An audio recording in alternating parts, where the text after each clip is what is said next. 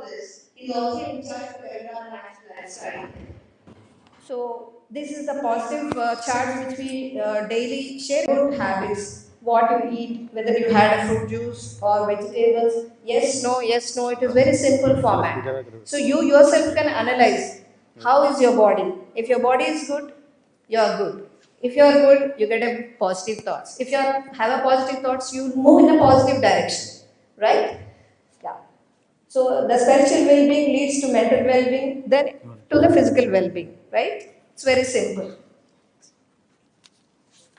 Yeah, we had meetings with the policymakers and we have lot of feedbacks, statewide program which I've shown. We've already got integrated with NEP, so introducing the holistic empowerment in the syllabus.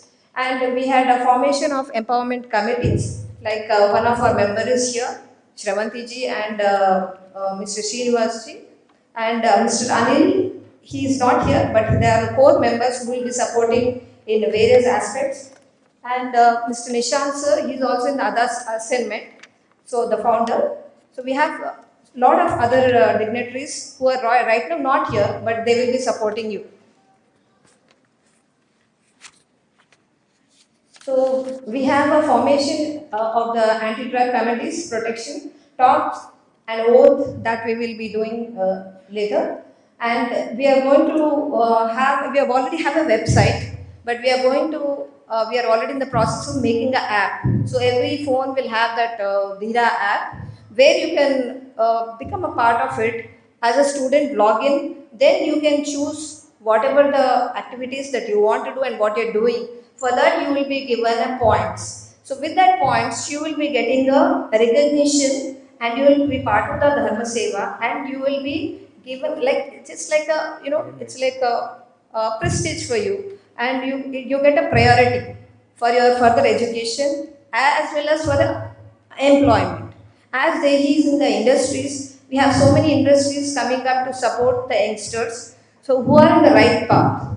So these are the steps which we have taken and we will support you in the RTIs, PILS and other things. Like we have a training or program for the youth, engaging them in the law enforcement, youth police, promote actions and campaign feedback portals, anti-drugs and protection committees. And once you start, we will come here, again we will conduct a workshop, then you can have a committees, different committees. As I've seen today, the sports, you can have one sports committee, you can have so many committees, right? Like yoga, somebody is taking up, NCC is also part of fitness. So that is also one committee. And somebody is interested in art and culture, that will be one committee. Somehow you should be mentally and physically occupied. So then you will not get into all this wrong path. Okay? So unfortunately, that's what is a glitch. We are unable to play Amit Shah's and all the videos actually.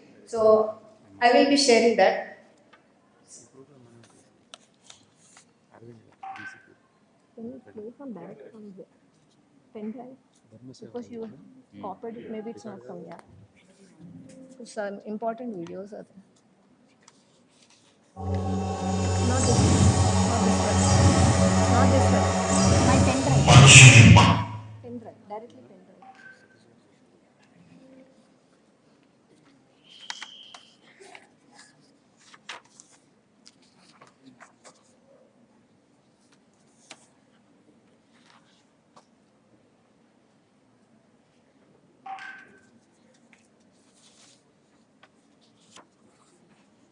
Pen drive. Pen drive.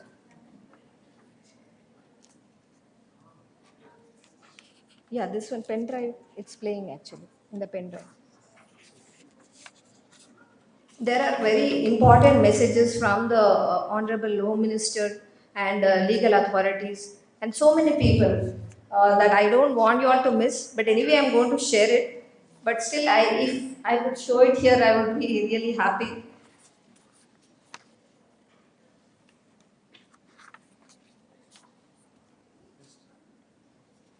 It's not playing? Actually, there is a glitch again, but we are going to share. I request your family member 00183016. Can I repeat? You want me to repeat once again? Okay, state helpline number is 87 126 711 and my number is 9700183016. Now, let me just ask you a simple question. Please do not hesitate. Have you seen any of your friends in this kind of a problem? Because it's like one family. Now you all have become a part of my family, our family, Dharma Seva. Have you seen any of your friends? Please raise your hand. Let's help today itself. Do not delay even one day, because one day is one life is lost. Do not hesitate. Raise your hand if you find anyone. We will try to help them, guide them, and get back to his family. Yeah? Have you seen anyone? Okay. So, before I conclude, I just wanted to ask you all, how many all want to join the Dharma Seva and to become leaders and be part of this and help others to come out of it? Can you raise your hands? Wonderful. Wonderful girls. Wonderful.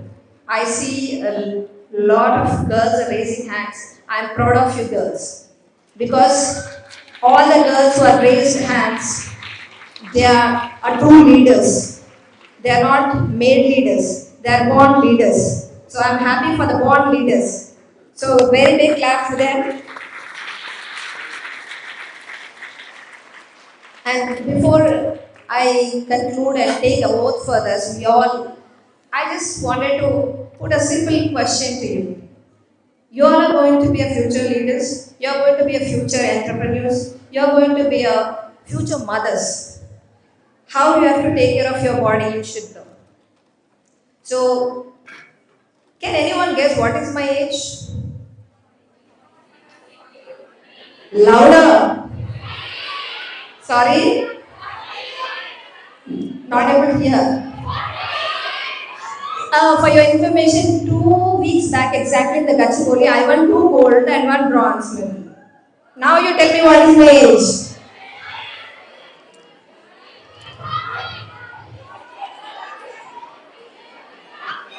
Louder. Oh, somebody said 40. I am 50 not out. Yeah? So I want you all to become very strong women.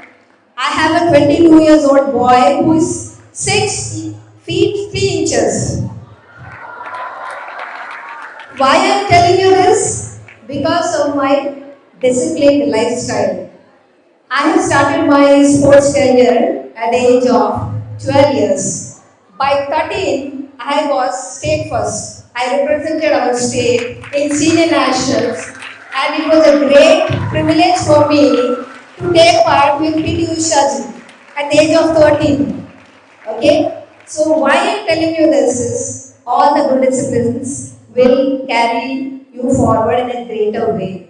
Okay? So first is your diet and your fitness. You should at least minimum walk. If you don't have a place, at least in your house you can do yoga. And for your calming down with the stress and all, you can do the meditation. Best solution for your better life. So I request everyone to stand for the oath.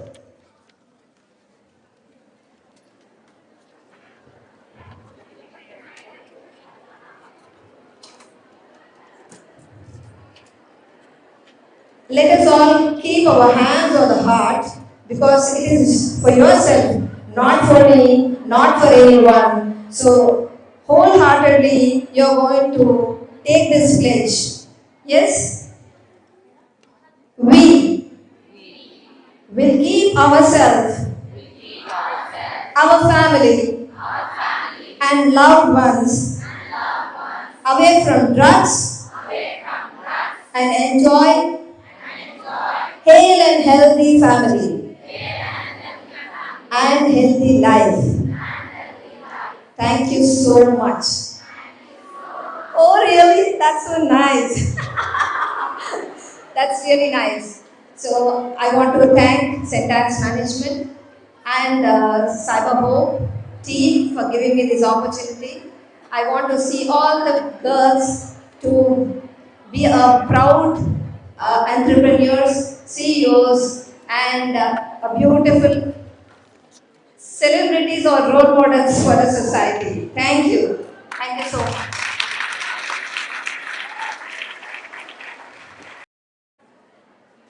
Thank you so much, madam. Hello. So, ladies ఏ రకంగా బ్రేవ్గా ఉండాలి, drugs సంబంధించి ఎలా ఎవేర్గా ఉండాలని madam గారు చెప్పారు కదా. So రాబోయే సెషన్లు తెలుగు అర్థం కావట్లేదా? నేను తెలుగులోనే చెప్తాను. తర్వాత నేను ఏం చెప్పానో మీరు పక్కన అడిగి తెలుసుకోండి. స్ట్రిక్ట్గా I'm Indian, I'm Telugu person, right? So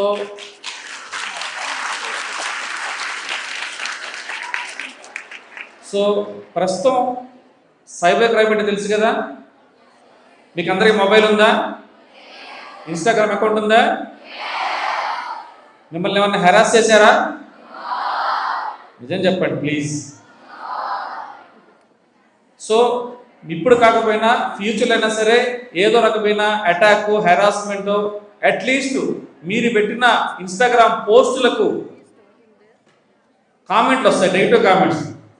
అప్పుడు మీరు ఏమవుతారు? ఫీల్ అవుతారు, డిలీట్ చేస్తారు, మళ్ళీ పెడతారు, మళ్ళీ డిలీట్ చేస్తారు, మళ్ళీ పెడతారు, మళ్ళీ డిలీట్ చేస్తారు. ఏం చేయాలి? అతని మీద పోలీస్ కంప్లైంట్ ఇవ్వాలి. ఇస్తారా? పోలీస్ కంప్లైంట్ ఇస్తారా? పోలీస్ కంప్లైంట్ ఇవ్వాల్సిన అవసరం లేదు. ఇలాంటి హెరాస్మెంట్ కానీ, బ్లాక్మెయిలింగ్ కానీ, థ్రెటనింగ్ కానీ మీకు ఏదైనా ఉంటే పోలీసులకి, మీకు అంటే పబ్లిక్కి మీడియేషన్గా మా సైబర్ హెల్ప్ అనే ఒక ఎన్జిఓ స్టార్ట్ చేసాం. నా ఎన్జిఓకి బ్యాక్ బోన్ మొత్తం కూడా ప్రొఫెషనల్గా ఉన్న చాలామంది అడ్వకేట్లు కావచ్చు, తర్వాత మొదలుకర్ లాంటి టెక్నికల్ పీపుల్ కావచ్చు, వీళ్ళందరూ సపోర్ట్గా ఉన్నారు. మీకు ఎలాంటి ప్రాబ్లం వచ్చినా కూడా డెఫినెట్గా సొల్యూషన్ ఉంది. భయపడాల్సిన అవసరం లేదు, బాధపడాల్సిన అవసరం లేదు, ప్యానిక్గా ఫీల్ అవ్వాల్సిన అవసరం లేదు. ఓకే, అయితే ప్రస్తుతం ఎట్లాంటి సైబర్ క్రైమ్స్ ఉన్నాయి, ఎలాంటి థ్రెట్స్ ఉన్నాయి దాని మీద ఒకసారి మీరు పీపీటీ చూద్దామండి. చూడండి ప్లీజ్.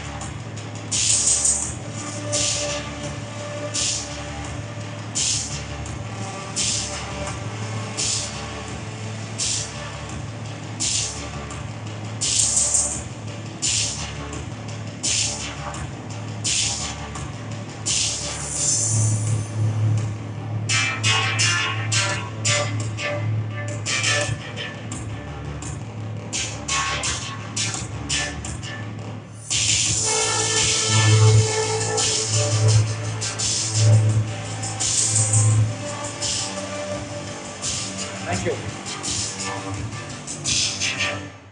ఏమర్థమైంది? మీరు ప్లే చేశారు, మేము చూసాం. యునో హ్యాకింగ్ తెలుసా? ఇప్పుడు మీ మొబైల్ హ్యాక్ చేయమంటారా? మీరు ఎవరికైనా అన్నోన్ మెంబర్స్ మీ మొబైల్ నెంబర్ ఇచ్చారా? ఇస్తే ఏమైందో తెలుసా? ఇవన్నీ కూడా లైవ్లో మధుకర్ గారు ఏ రకంగా మీరు సేఫ్గా ఉండాలి, ఏ రకమైన థ్రెడ్స్, ఇప్పుడు ఏమైతే నేను ప్రజెంట్ చేశానో ప్రతి ప్రజెంటేషన్ సంబంధించిన ఇష్యూస్, సోషల్ ఇంజనీరింగ్ కావచ్చు, ఫిషింగ్ కావచ్చు, తర్వాత అలాగనే హ్యాకింగ్ కావచ్చు, ఇవన్నీ ఎలా చేస్తారు, ఏ రకంగా సేఫ్గా ఉండాలి అన్న విషయం మీద ప్రాక్టికల్గా మనకు టోటల్గా అసలు ఏం జరుగుతుందన్న విషయం మీద ఎక్స్ప్లెయిన్ చేయబోతున్నారు. అలాగనే మీరు కూడా సోషల్ మీడియాలో యాక్టివ్గా ఉంటారు కాబట్టి కొన్ని విషయాల్లో మీరు చాలా జాగ్రత్తగా ఉండాలి. అసలు మేము ఎన్జిఓ ఎందుకు పెట్టామన్న విషయం మీద ఒక 2 minutes చెప్పిన తర్వాత అసలు నెక్స్ట్ మధుకర్ గారు తమ లైవ్ డెమో, మీ చేతిలో మొబైల్ ఉంటుంది, మీ నెంబర్ నాకు తెలిసి ఉంటుంది. మీరు ఏమనుకుంటారు? ఆ పోనీలే జస్ట్ నా మొబైల్ నెంబరే కదా అనుకుంటారు. బట్ ఆ మొబైల్ నెంబర్తో ఏమేమి చేయొచ్చు, ఆ మొబైల్ నెంబర్ నుంచి ఏమేమి తెలుసుకోవచ్చు అన్న విషయాలన్నీ కూడా లైవ్ డెమో ద్వారా మధుకర్ గారు మనకు వివరిస్తారు. అలాగనే సోషల్ మీడియాలో మీరు వీడియోలు పెడుతుంటారా? సోషల్ మీడియాలో వీడియోలు చేస్తుంటారా? నోనా? నేను మిమ్మల్ని నమ్మను. ఎందుకంటే మీరు దిగినన్ని ఫొటోస్, మీరు దిగినన్ని వీడియోస్ వేరే ఎవరు కూడా అంత ఇంట్రెస్ట్ చూపించరు. సో మనం జస్ట్ ఎంజాయ్మెంట్ కోసమో లేకపోతే లైక్స్ కోసమో షేర్ కోసమో మనం ఫొటోస్ వీడియోలు దిగుతుంటాం. కానీ it's very danger. Me photo unknown పర్సన్కి వెళ్ళిపోతుంది. అసలు ఎన్జిఓ పెట్టిన ప్రధానమైన కారణం, ఒక ఫేస్బుక్ నుంచి భార్య భర్తలు కలిసి ఉన్న ఫేస్బుక్లో పెట్టారు. భర్తని కట్ చేసి భార్య ఫోటో పెట్టి వీడియో తయారు చేశాడు, అగ్లీగా తయారు చేశాడు. అలాంటి వ్యక్తిని మేము పట్టుకొని, మా ఎథికల్ హ్యాకర్స్ టీం ఉంది, పట్టుకొని పోలీసుకు అప్పచెప్పాం.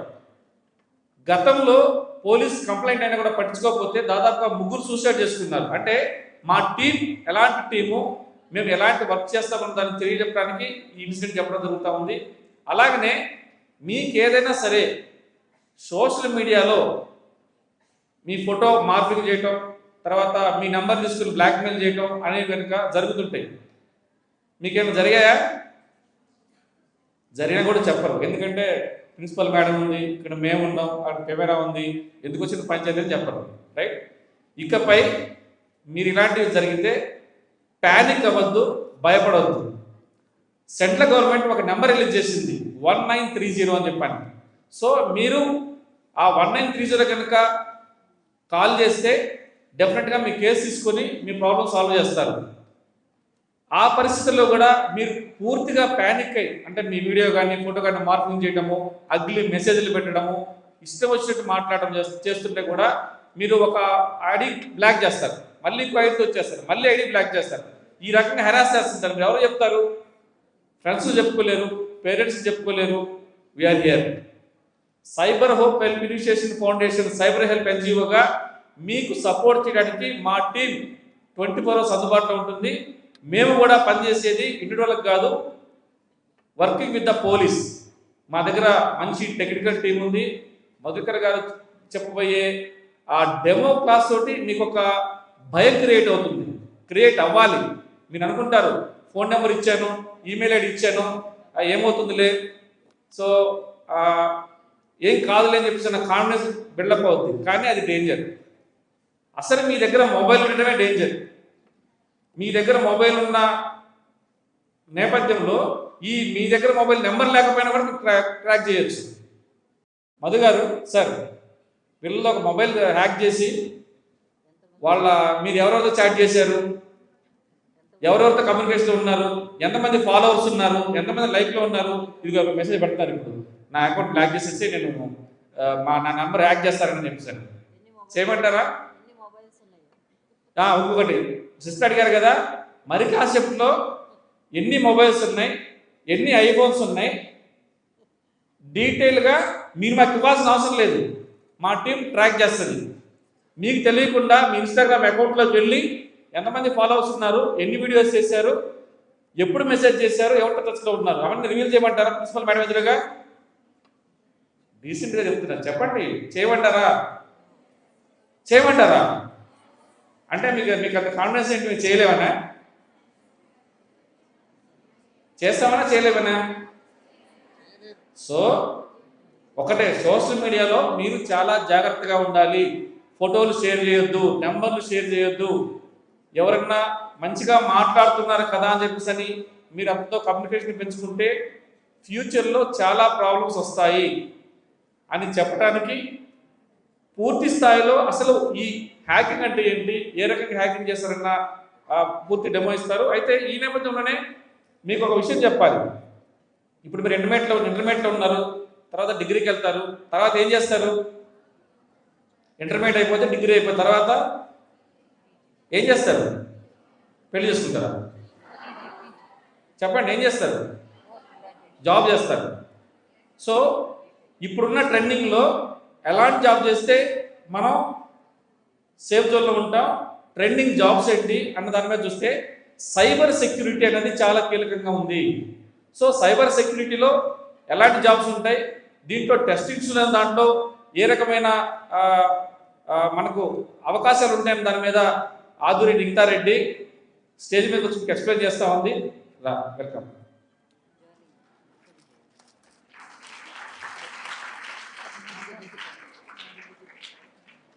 ఈ అమ్మాయి ఎవరో కాదు, మా పాప,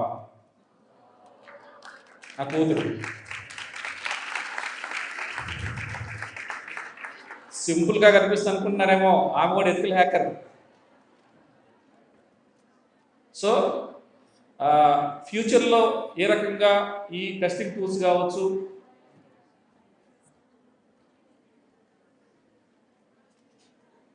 ఒక చిన్న పీపీటీ ప్రజెంటేషన్ చూపిస్తుంది.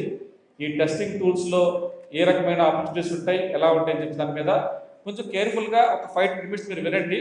ఫ్యూచర్లో ఇప్పటి నుంచే ప్లానింగ్ చేసుకుంటేనే నెక్స్ట్ ఫ్యూచర్లో ఏ రకంగా మనం ముందుకెళ్ళాలి, ఏ రకమైన జాబ్ సంపాదించుకోవాలి ఉంటుంది. కాబట్టి సైబర్ సెక్యూరిటీ అనేది చాలా ఇంపార్టెంట్.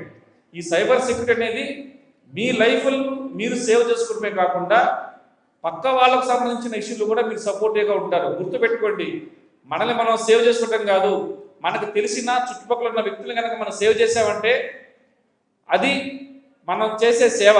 డబ్బులు ఇవ్వాల్సిన అవసరం లేదు, లేకపోతే వాళ్ళకు అన్నం పెట్టాల్సిన అవసరం లేదు. కష్టాల్లో ఉన్న వాళ్ళని ఆదుకోవటం, కష్టాల్లో ఉన్న వాళ్ళని సపోర్ట్ చేస్తే మాత్రం డెఫినెట్గా మనం కూడా ఒక సిటిజన్, ఇండియన్ సిటిజన్గా ప్రౌడ్గా ఫీల్ అవ్వచ్చు. So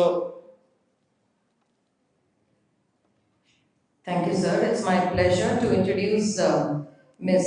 Aduri Nikita Reddy to our college. She's here to talk about cyber security. Mrs. I stand corrected. She is Mrs. Aduri Nikita Reddy. I request our principal, Sister Pushparela, to greet her. And we are very happy to have our degree college principal, Dr. Sister Vijayarani. Thank you for your presence here, sister. It means a lot to all of us here.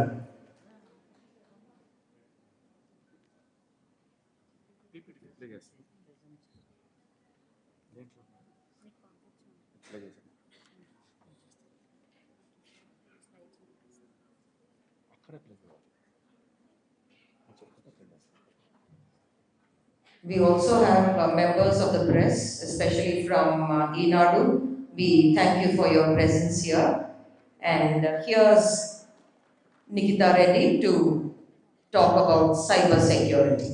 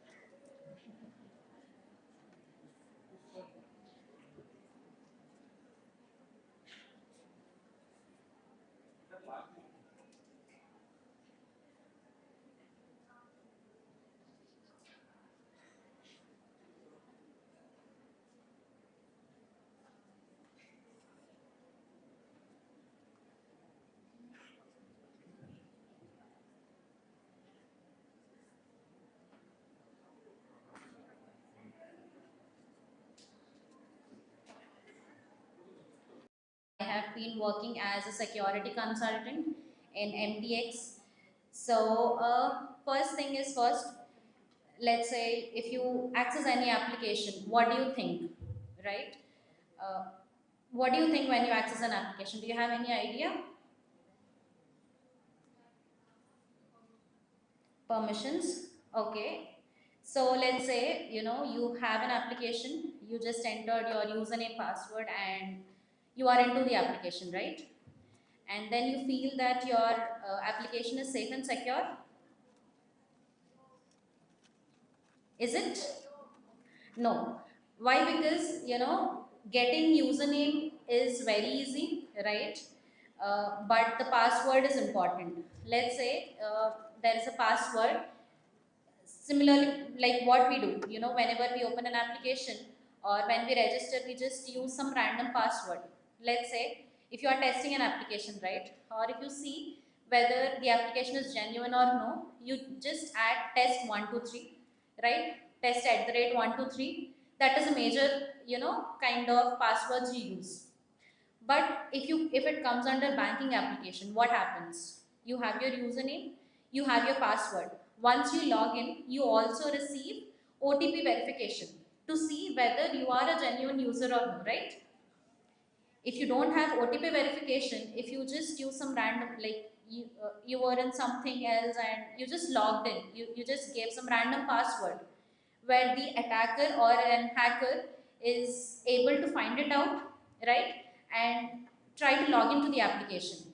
In that case, what happens? There would be a data breach, right? The unauthorized users will be able to access your information, correct? So that means to make sure any application is safe and secure, security testing is needed, right? Security testing is nothing but penetration testing, right? We have to make sure whenever an application is developed, right, that application follows all the best practices, all the security measures with which our data is safe and secure, right? There are no privacy breaches, there onto the application, correct? So in this, right. So today we'll be going to discuss all these topics. Coming to table of contents, what we have. First thing, what is security testing, right? When you think about cyber security, it's a vast area. It's like an ocean, right? To get into the ocean, you have to have a start of it, correct? So to have a start, you have to understand what is, what testing needs to be done. To ensure our application is good, we need security testing, right? We need to have all the best practices implemented in place. For that reason, so you can see what is security testing, right? It is nothing but to ensure a user that your data is safe and secure, right? It is not being accessed by any attackers or any threat actors and perform any malicious activity, right? So let's say your application, you logged into your application, there are some sensitive information like you have your Aadhaar card in place, right? And you have your bank account details or any other information, your photos or even your certifications, right? When you complete your certificate, you will get a credential ID. If attacker tries to get the credential ID and if he tries to get your photo or anything as such, right? What he can do, he can use any AI tool to generate or reciprocate your profile and create a random profile. So that means when a user tries to see your application, he will not understand which is the correct one, which is a fake profile, right? That means whenever you are disclosing any information onto social media or any of your LinkedIn profiles as well, just make sure you hide all your information. Like, you hide your credential ID, right? From which you can just expose from which organization you got the certificate and on which day and what is the name of the certificate, but not your credential ID, right? And sometimes your certificate consists of signatures as well. So if there is a signature in place, it's very easy to forge that signature and get yourself certified without even completing the process. So that is all about testing, why security testing is important. Next, why do we do testing? As previously said, right? Whenever there is any information of us being stored into the platform or any sandbox, we have to make sure there is no data breach. So previously, what we used to think, before we not knowing about the threat actors or anything, we just take security for granted. You know, we don't think of there should be some security process or any other multi-factor authentication as well. These days we are able to see OTP verification or you could use Microsoft authenticators to authenticate your application. But earlier there is no such process. In that case, it will be very easy for the attackers to grab your attention and also grab your information as well. So these days security is not at all an optional thing. It is a thing which has to be done, with which we make sure there is no breaches onto the application. So let's say your banking application is there, and in that banking application, you have all your sensitive information, CVV details are there, and other information.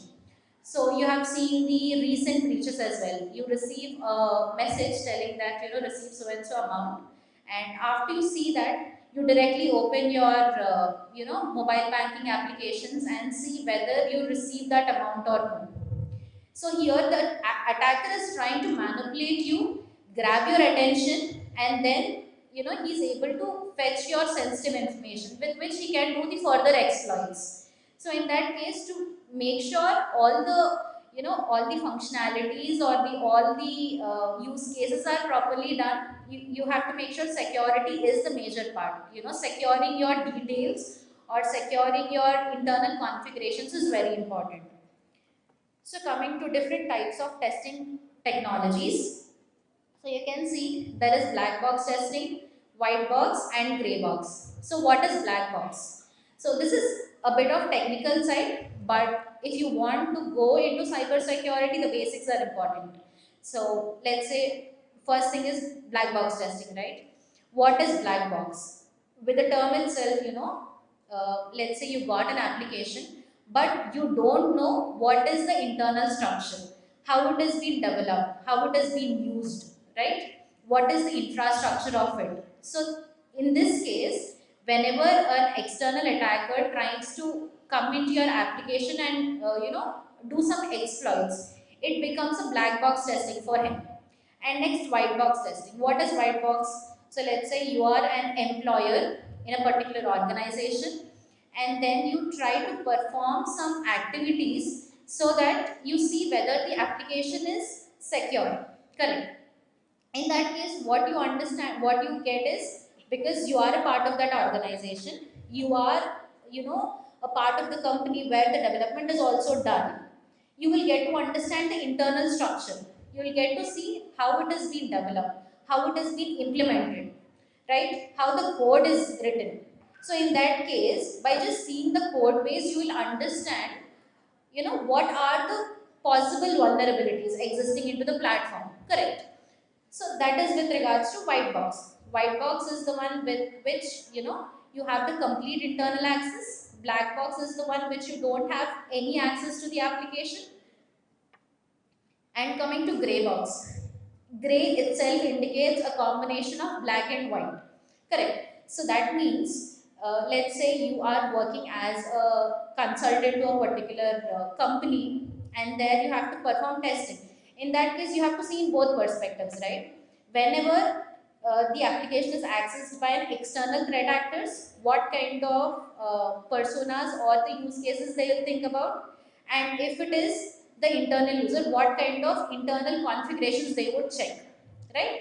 It's a combination of both. So testing is categorized in these three different types. Next comes under different stages of testing. So let's say you got an application and you can't directly tell, okay, this is the application and I'm able to get the data out of it, right?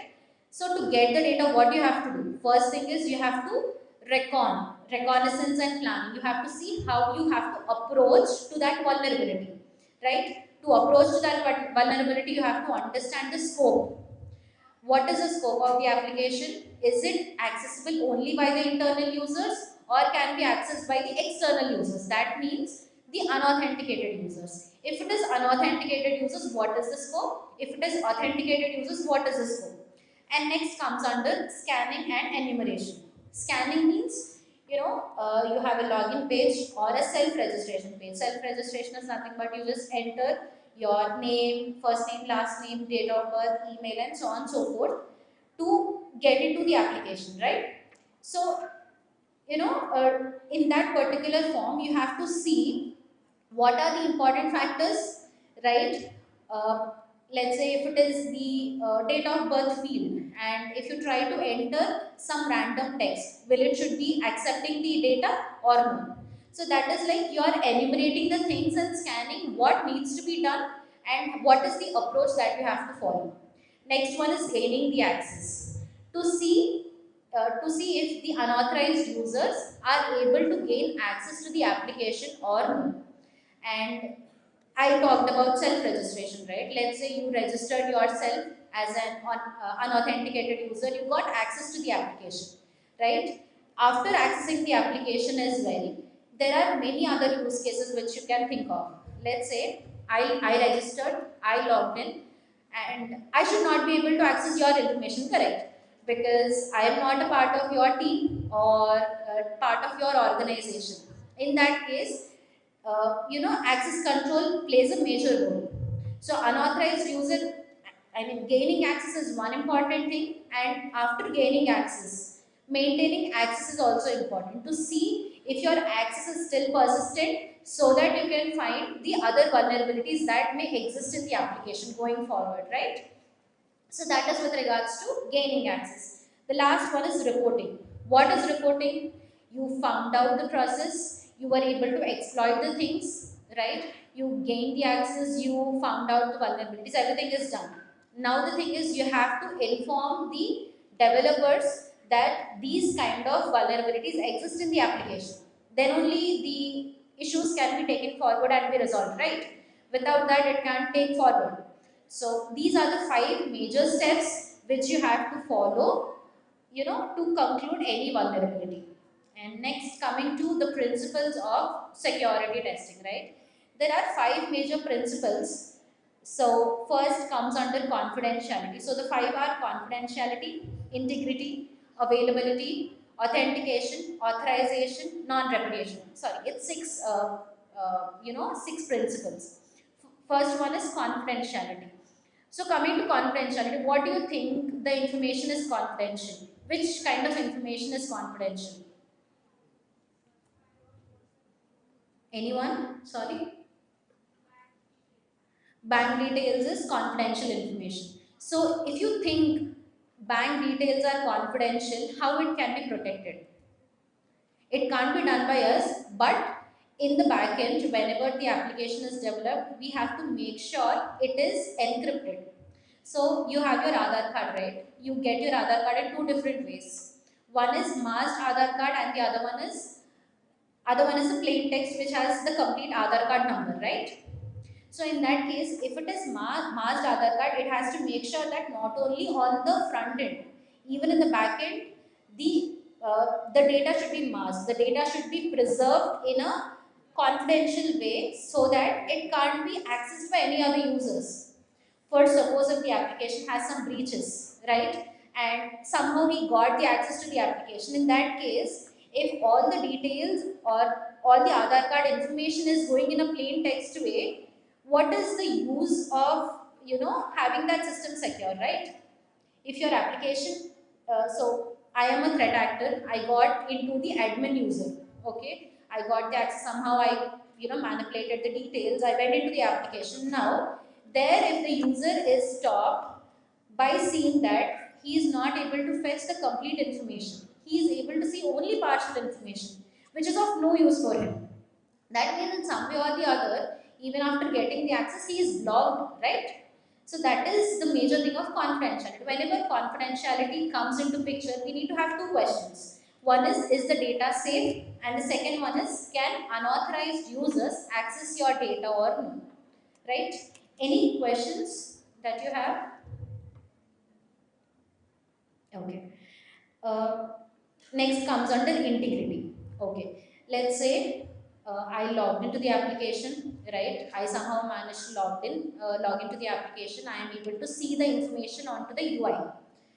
In that UI, maybe the Aadhaar card number is masked or your date of birth is masked. Some informations are being masked. But if the user has the access to modify it, is it not the wrong way? Is it not affecting your data? That is the integrity. Even unauthorized users should not be able to view. First thing is, he should not be able to view. Even if he is able to view, he should not be able to edit. They should maintain that integrity for the application. The data has to be consistent. none of the other users should be able to modify your information, right?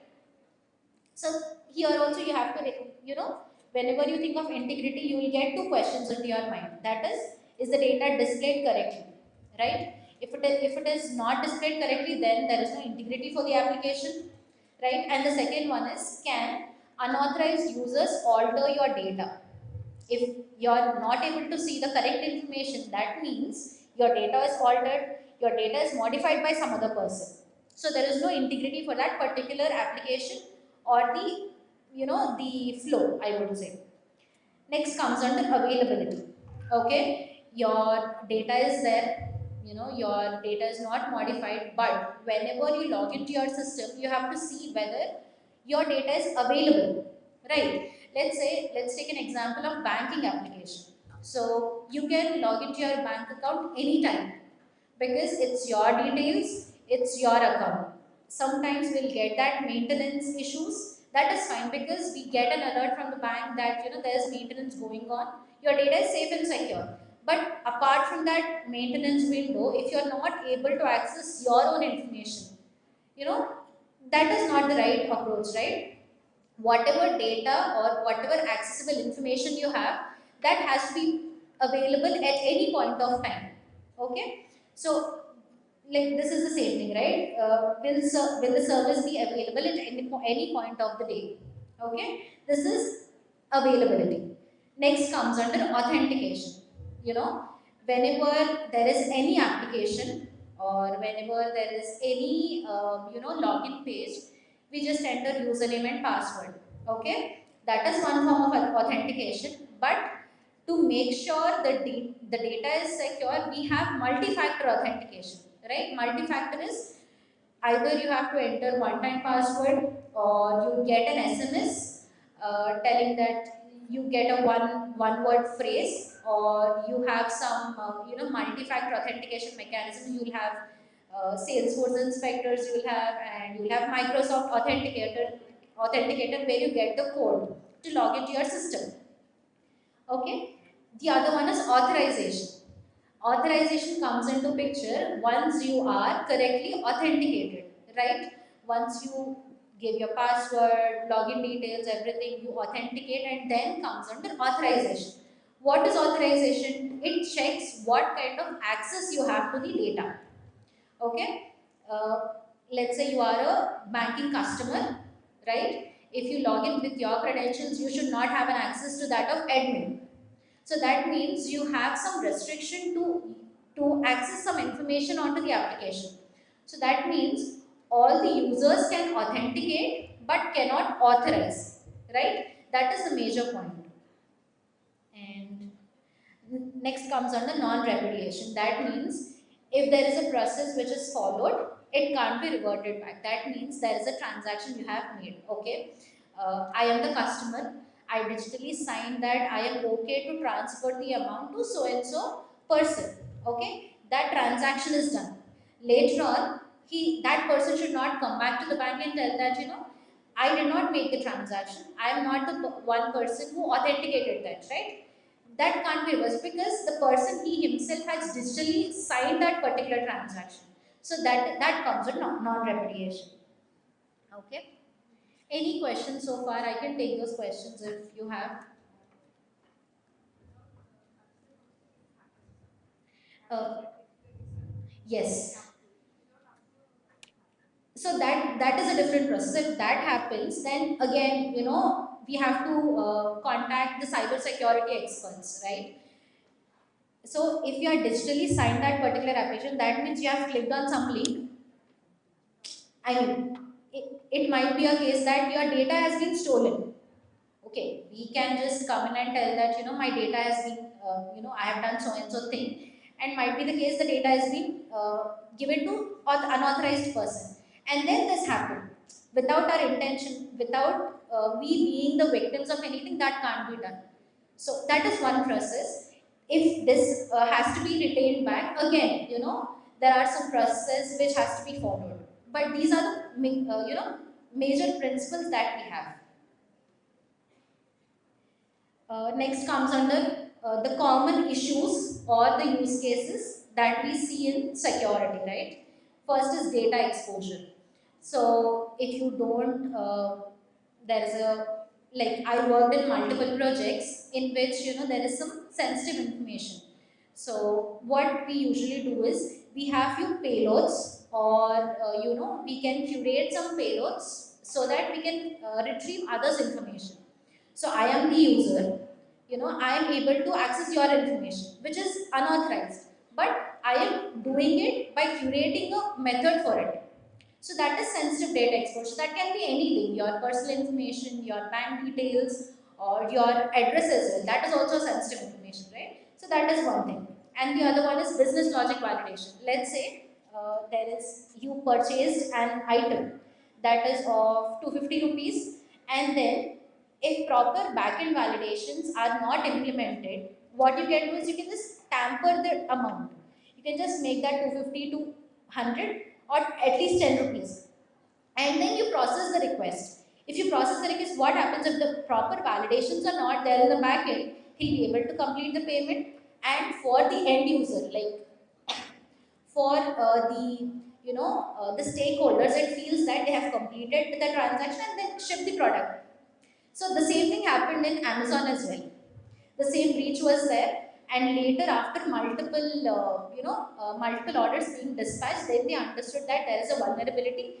There is no backend validation, in place. There is no server-side validation in place. That is the reason he was able to complete the transaction. So, which is completely, it's not a legitimate transaction, right? So that has a complete data loss, or the reputation as well, loss of reputation. So that is one common thing which we usually see. And the next comes under authorization bypass. We already saw authorization. What is authorization? Just log into your application with a proper username, password. What is, like access your information. So authorize, I mean, you're bypassing your authorization, right? So let's say you have submitted your data. Okay, there is one form, or some application, you have submitted it. After submitting, there should be another user who has to approve it. Okay, because you're not the admin, or you're not the super user to approve it. So in that case, the same thing, with few payloads or anything, you're trying to approve your application by yourself. So in that case, the complete process has been disturbed, right? In that case, we have to make sure only the authorized or the privileged users has to be performing those actions. So that comes on authorization bypass. Next is bot attack. Let's say you have your application again. Everything is revolving around the login, username, and password, because that's the common thing which we see, right? What is bot attack? Let's say there are the user received 10 usernames, right? And with that 10 usernames, iterating the passwords is easy. I said, right, test@1234. That is the common password which we use at any point of time. So in that case, it will be easy for him to repeat that request and able to see which password is correct, which username has which password. Okay. Apart from that, there is a registration page. If there is a registration page, you can't register 100 times, right? Either you should be able to do once, twice. That also you have to do manually. If it is done automatically, then you will be able to inject multiple information into the system. That means in the backend user will not understand which is the correct record and which is a fake record, or which is a wrong record. So in that case, bots should be implemented. That means reCAPTCHA functionalities has to be implemented. You see the reCAPTCHAs on the UI, right? If let's say reCAPTCHAs are implemented in two ways. One is V3 reCAPTCHA, the other one is a combination of V2 and V3 reCAPTCHA. So how V3 reCAPTCHA works? You can't see anything on the UI. But in the backend, there is a token which is being passed into the request, right? And the other one is V2. V2 is the one you can see few blocks. It tells that, select all the cars or select all the buses, right? So that is V2 captcha. That means if any person tries to fail V3 captcha as well, V2 gets enabled and will not allow user to move forward. So these are the important things which we have to, have that implemented when we have an unauthenticated page. That means it can be accessed by any user. Okay, any user can come in and register. And the last one is password cracking. I told you, right? If you have the username in place and iterating your password is very easy. If we get at least one hint, sometimes what we do, if it is nikita@gmail.com, we try to give nikita@123. Okay, after, we know that the first letters are correct, then it is easy for him to crack the other things, right? It's not that difficult. He got half the way. It's very easy for him to complete it off. So that comes under password cracking. And also, whenever you implement anything, whether you are a developer, whatever it is, it's important that whenever there is a password, you have a special character, you have a lowercase, you have an uppercase, and at least 8 to 12 characters of length. Okay, so next comes under legitimate email and fraudulent email. What is legitimate email? Okay, we receive an email from our HOD, right? We feel that that email tells that you have to fill so and so form to register for the course. So you go to the application, register for the course, everything is done. But if that is a fraudulent email, what would happen? Your information is lost, your data security is lost, right? So to understand the difference between legitimate email and fraudulent email, in any fraudulent email you have to see from which email address you received the email. Okay? After receiving it, every time that email will have some or the other spelling mistakes as well. So you have to be very cautious. Maybe the first letter is not capital. That's a small thing, but it's very important. The first letter is not capital, but still you see that, okay, this is from principal, this is from HOD, I have to complete it as soon as possible.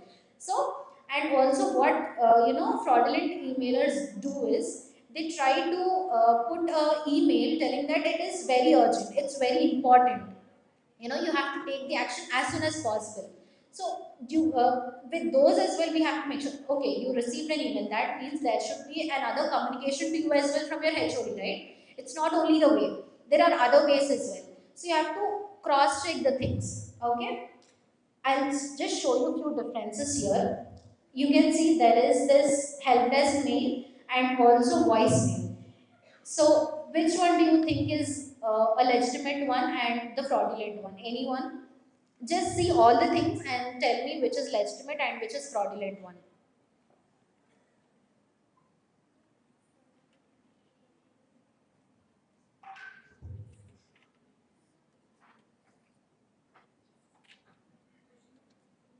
Any guesses? Just a guess. That is fine. A is no. Correct. Why IT is fraud is, you can see if you hover on the link, you get soma.com/helpdesk. So that means your email domain itself is wrong. But beside one you can see it is google.com and then the subdomain. So even even if there is a link, you hover on it, you will get the exact link of it. Yeah. So each and it is a very small thing, but still it can cause a great damage. Even if you do a small click, they can hand over your complete system. So it's very important that whenever you are performing any action, be very vigilant about it, right? And the next one, it's already mentioned, right? So you can see there is example company XYZ Private Limited. So when we receive this email, what we think, okay, this is there is no particular name, it's telling example company. So we directly think, okay, this is a fraud email. But the side one, you can see there is a company name, there is private limited, everything. But that is a fraud email because you can see the from address, right? What is the from address? Contact at so and so company. That company name is not matching with the company name which is there written inside the body of the email. So by small things, you should be in a state to differentiate which is correct and which is wrong, so that the damage doesn't exceed from there, right? Okay. And some myths about security. So let's say we feel that my company doesn't have any kind of sensitive information. That means that security is not needed, but it's not the case. Even if it is small application, you have storage issues, storage limitations. If there is no proper security measures, as an attacker, I inject multiple records. I just slow down your complete application. So that is a loss to the company, right? There would be some legal issues going forward, right? Because you're not providing the services which you offer to the customer. So that is one thing. We feel that security is not that important. The second one, if you, we are seeing the recent things, right? If you charge your mobile phone in any public areas, your data would be leaked, or there would be some data damage. But what we feel like as a human beings, what we think, if we just unplug it, okay, we are good, right? There is no database, our data is secure. It's not the case. There are some other measures which you have to take if your system is being hacked or being taken up by some other or unauthorized users. And the third one, we feel internet is unsafe and we go with any hardware or software, and we feel that that is secure. Even that is not secure, right? If a person has a negative intention, a wrong intention, in that case he can add anything into the software or hardware which you are purchasing. So never trust anything blindly.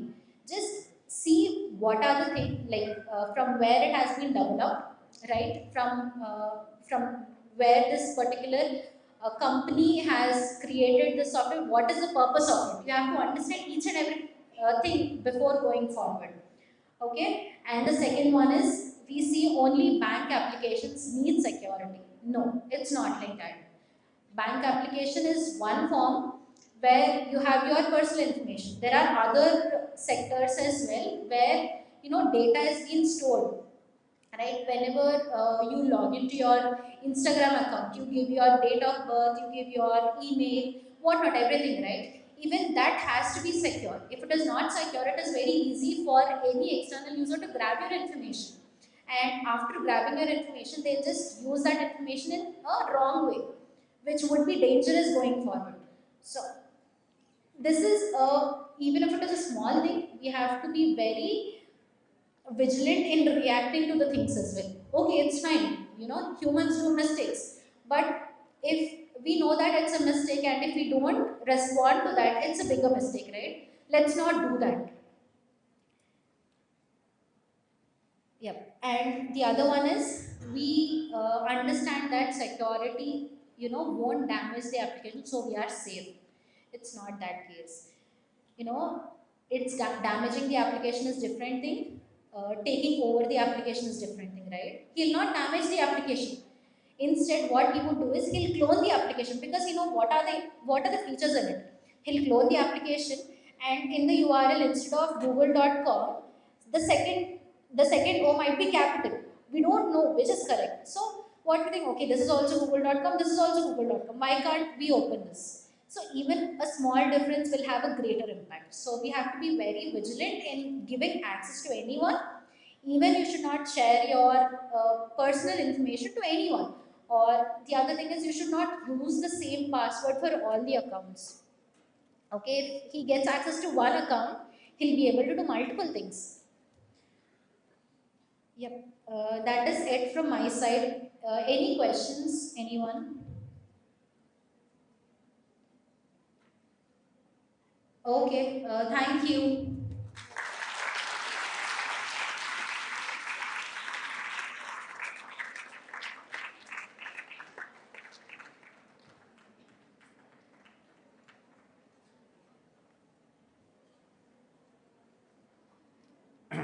Next సెషన్లో mobile switch off చేసుకుంటారో, మీ అకౌంట్ని టెంపరీగా black చేసుకుంటారో మీ ఇష్టం. ఆయన ఇక్కడికి enter అయ్యాడంటే మాత్రం మీ data మొత్తం ఎవరితో చాట్ చేస్తున్నారు, ఎవరితో కమ్యూనికేషన్లో ఉన్నారు అన్న విషయాలు మొత్తం బయట పెడుతున్నాం. రెడీయా? మొబైల్స్ అన్ని మీ దగ్గరే ఉన్నాయా? ఉన్నాయా లేవా? మీరు నో అన్నా కూడా ఎన్ని మొబైల్స్ ఉందో నేను టెస్టింగ్ డైరెక్ట్గా లైవ్లో చూపిస్తాను సార్, మీ ఇష్టం. రెడీయా? సో వెల్కమ్ సార్ మధుకల్ గారు. సో క్లాప్స్ కొట్టడం కాదు, మీ చరిత్ర మొత్తం ఆయన ల్యాప్టాప్లో ఉంది. అక్కడ కూర్చొని మొత్తం ఆయన ఏం చేశారు తెలుసా? ఓవరాల్గా మీ డేటా మొత్తం క్యాప్చర్ చేశారు. భయపడకండి, సైబర్ సెక్యూరిటీ గురించి, హ్యాకింగ్ గురించి ఫుల్ ఫ్లెజ్డ్గా లైవ్ డెమో ఇవ్వబోతున్నారు.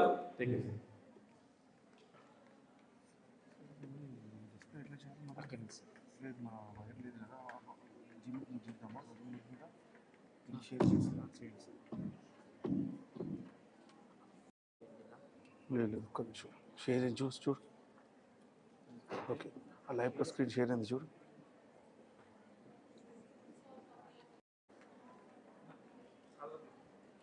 ఇస్తే చాలు, ఎందుకంటే పట్టుకోవాలంటే.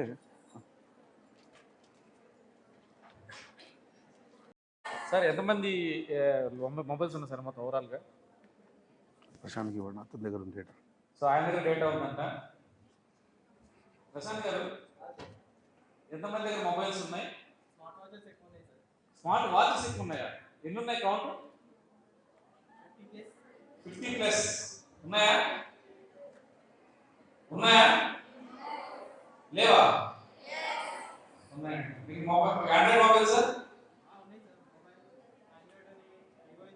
ఆండ్రాయిడ్ ఏమున్నాయి సార్?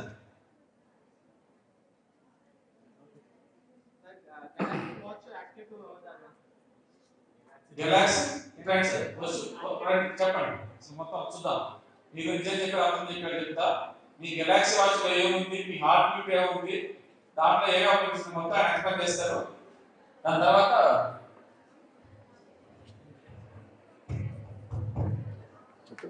చెప్పు. అరే చెప్పరా బాబు, కానీ అట్లా చేయక అట్లా. So Galaxy Watch RK2. So इसके पास है watch. Fire mode. పేరుందా watch పేరుందా?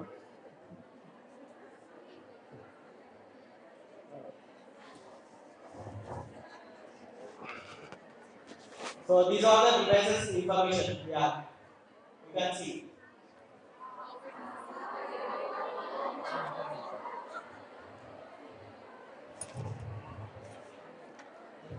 All right, so let's start with the session because we are already late here. First of all, I thank my brother Mr. Inu Reddy for making me to be part of this program because we have collaborated with Helps NGO, and very soon we are going to make very vast programs across Telugu states, not only from Telangana, even we are in a plan to make it even in Andhra Pradesh as well. And the second, I especially thanks to the management of St. Anne's School, Intermediate and the degree for giving this opportunity to deliver the lecture on cyber crimes because it's a very hot topic today. And this is my 5th visit to your campus. So I have been coming since almost 8 years, I guess. We have conducted many programs for school students and even for the intermediate. And if you ask your seniors, then definitely they will be knowing me. And faculty Lydia, you know Lydia? Lydia, she is your faculty. She who invited me. The name is very unique. That is the reason I still remember her name. Her name is Lydia. So that is what. So before getting into that, I welcome you all to the most vulnerable digital world. Before I start with the presentation, what Prashant was sharing about the devices which are there, these all devices are Bluetooth enabled. As your devices can reach the unknown source because your Bluetooth is enabled, with the help of that, because you can see, for example, my smartwatch is there. My smartwatch is connected with my smartphone. For that, Bluetooth has to be enabled or not? So that is how he could able to do. But whereas for Apple watches, switching on the Bluetooth is not required. There's a lot of difference in the smartwatches. Anyhow, so as I am Sandeep Pudalkar, I am the founder and CEO of Cytoclass Private Limited, established in 2014, and we have one more company also. It's DB Automation Private Limited. This company is complete part of IoT, where we develop smart switchboards and Wi-Fi curtains that can be controlled through Alexa, that can be controlled through app, remote control, and many more. You know about IoT, right? Internet of Things. So everything which is there in the room that can be controlled using your smartphone. which is connected with the Wi-Fi. Fine. So that is what. So this is my profile. So you can just find more about me on Google, and you can go to my Instagram account, and there is a Wikipedia profile. Everything is available very clearly over there. So I will not speak much about myself.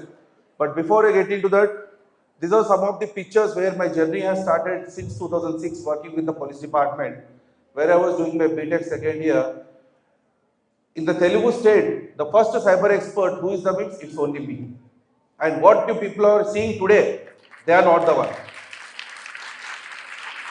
I am the one who has established Hyderabad Cyber Cell, and this is 2010, where it has been changed from computer cell. From computer cell, we have renamed it to cybercrime cell. From cybercrime cell, we have renamed it to cybercrime police station in the year 2010. And if you go and if you connect with any person, specifically constables, everyone knows me. Just because of people like us, we are helping the department, where we are acting as a backbone, and we are supporting them to investigate cyber related cases. But obviously now, due to some other reasons, I am not much working with the police department. I am closely working with the defense. So this is all of the pictures which is very confidential, which is not available on internet, because we are not supposed to share. So some of the awards and rewards, appreciations for cracking out some cases related to cyber, and many more. I'm just making it faster slide because the camera guy is recording this video. The camera is the one which restricts us like anything, where we cannot share some confidential. If camera is not there, then I can open up very clearly. So that is what. So everyone knows about the smartphone, right? And smartphone is the one which acts as a organ of our body. If the smartphone is not with us, tension, your BP may get raised, your concentration will be not on the book or the pen or on the smart TV, whatever the activity you're doing. You don't know who is touching your phone. You don't know who is texting on the phone. You don't know girlfriend or boyfriend who is calling. Husband will be worried, wife will be worried, children are worried, businessman is also. Everyone is worried because this smartphone has become a part of our body organ. Without this smartphone, we cannot survive. Yes, it's fact. Because whatever is there in your brain, even if you forget, this device is the one which reveals everything to the police. Even if you lie, this device will not lie. Even if you say, so no, I have not did, this device will prove that it is very clearly that you have did. That means once you have got connected with the internet, you cannot get it back. Every footprint is available on the smartphone. Before I get into the main topic, let me show you something. This is how generally our internet look like. This is how our internet is designed. People don't know what is internet, but they know what is what, Instagram. People don't know how to go with the settings, privacy settings which are available in the software, but they use the software. People knows what to share and what not to be shared when you are communicating with known person or unknown person, but will still be shared with everything. Now people have become very versed in such a way that they are daring to share even the nude pictures also with other people. Just we will see everything, what is going to happen here. Anyway, you all are degree students, not required to elaborate much on that. So this is internet connectivity. Now based on this, everyone has an Instagram account? I know you will be having. Even though you say no, I don't agree with that. Okay, how many of you using Snapchat? Snapchat. There's a trend nowadays. From Facebook, people have shifted to Instagram. From Instagram, people have shifted to Snapchat. But person who is trying to make a good career, he will not go to Snapchat. He will go to LinkedIn. That's the difference. Now you decide which path you want to choose, LinkedIn or Snapchat. I know you people are, I cannot talk much about that. Anyhow, from where India is getting internet now, if you see and if you zoom it, see, total from 3 nodes, India is connected with 3 nodes. How do you define internet? How do you define internet? network to networks. Everyone knows what is internet. Communicating, downloading, viewing, deleting, uploading, everything we can do that. But if you define network to networks, one network will be there and multiple devices get connected with that network. Now what happens if that network is compromised? All devices got compromised? I will give you one more example. How many WhatsApp accounts you have? 1, 2, 3, 4 or thousands? 1. Hardly 2. WhatsApp and WhatsApp business. Are you able to communicate with thousands of users? That is how we define. One Facebook communicating with many Facebook accounts. So similar way, the network is also designed. And if you see the nodes, Mumbai, Kochi, Chennai. From these 3 parts, India is getting internet, but it is failure. That is the reason 5G is not successful, because these 3 nodes are not sufficient. Now the Jio is planning to launch 5.5G. How many of you are aware of that? No idea. We are not launching 6G now. We are launching 5.5G. You can search in Google. The future coming days, through Bangladesh will be having one more node. From Bangladesh, we'll be having one more node, then definitely this 5.5G will get successful, and even the 6G, 7G, 8G, whatever. So slowly it will be increased. Okay. Please note down all these key points because it is very, very important. Please try to understand what is the smartphone, what are the precautions that we are supposed to take, not buying a teddy bear, not putting the screen guard, not putting this pouch. That is not the one which we require when you get a smartphone. Try to understand in depth the logic of internet, then you will understand how to protect yourself from cyber criminals. As we don't have a minimum basic skills, what is internet, how internet works, what is the application, now what she has discussed with you, you know only how to download the application. Now why the reason behind the topic has came here about application? Because we all are using application, right, in the smartphone. You should know how it is being developed, what type of testings are being, what is black box, what is white box, what is grey box. These all testings you should be aware. Then you will understand how the application is working. Then you will come to know on what you have to click and on what you should not click. So this is very, very important. If you are interested, you can note down the website. And these are the live cyber attacks which are happening right now. What is the time? It is 2:46. Live cyber attacks which are happening right now. On what basis this data is being collected? Based on your antivirus. You can see the attack is happening from US to Japan, from one country to one country, within the country to within the country. Okay, if you have book and pen, you can please take down these websites. Try to do R&D on this. Do R&D. So now I will just jump on to the presentation.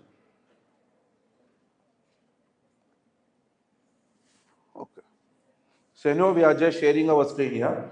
Everyone knows what is internet again. It is very clear. But what you people do and what people like us do and what police department do is completely different. Everyone has their own requirement when it comes to the internet connectivity. Now a kid required cocomelon if he wants to have his supper. Whatever, without cocomelon he will not have. Similarly, students like you, if parents don't buy iPhone, then I will not go to college. If the engineering student is not able to get a laptop from parent, then he will say, no, I will not go to college. This is how we generally blackmail. That means for blackmailing also there is no age gap nowadays. Everyone is blackmailing just because of the gadgets we are using, because we are more addicted. The reason behind our friends are using, that is the reason you want to use. Your friends are show offing, that is the reason even I want to show off. But you don't know the importance, why we are buying, if you buy, how to use, if you are using, what precautions has to be taken, we never focus on it. Different devices are getting connected with your network. Now you don't know which device is safe and which device is vulnerable. So obviously everyone knows about the companies. They will be using UTMs, Unified Threat Management, firewalls, so many IDS, IPS, to protect the network. Now, what precautions as a user you are taking when you are using a smartphone, when you are using an internet connectivity, when you are at home?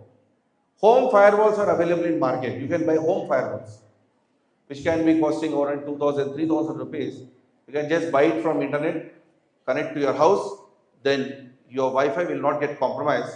There are some techniques where I will be sharing up. So if you see the era from the basic to the advanced, if you are still using a keypad phone, then you are the most safest person in this world.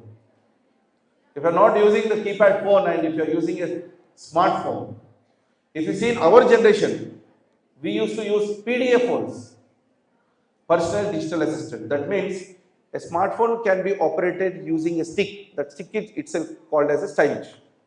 Using that stick, nothing but the stylus we can operate. But now the human is able to interact with his finger. That is called smart. Got my point? The differences.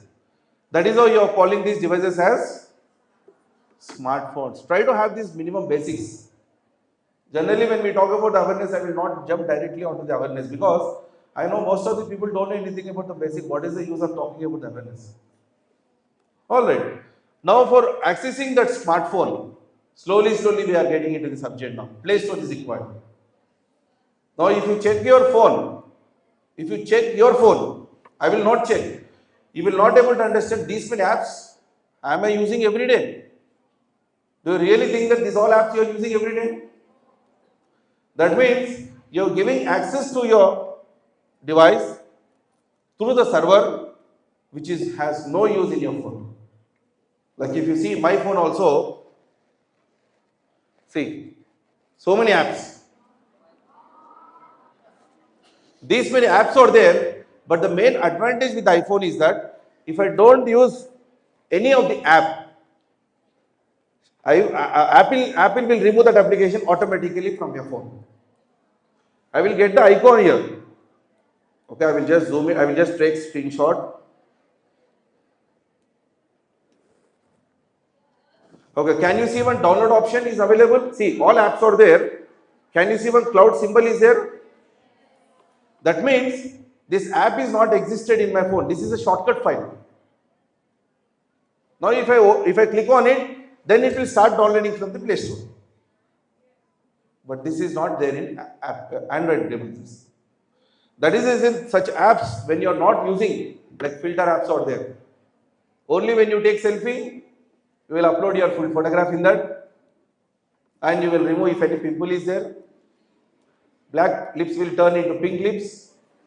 Black face will turn into white face. Of course, students like you might be using this filter apps regularly, but I don't suggest. We will see in the mobile hacking.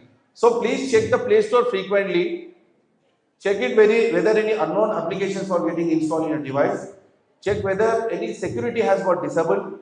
Play Protect, nothing but the Play Protect. And if you are using an application installed and if you are not using it regularly, for example, Swiggy is there or Zomato is there. Whenever we want, we will just order it.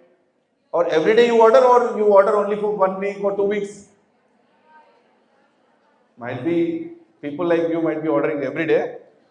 But whereas if you ask me, then hardly for 1 month, one time biryani, I guess, or grilled chicken, that's it, not more than that.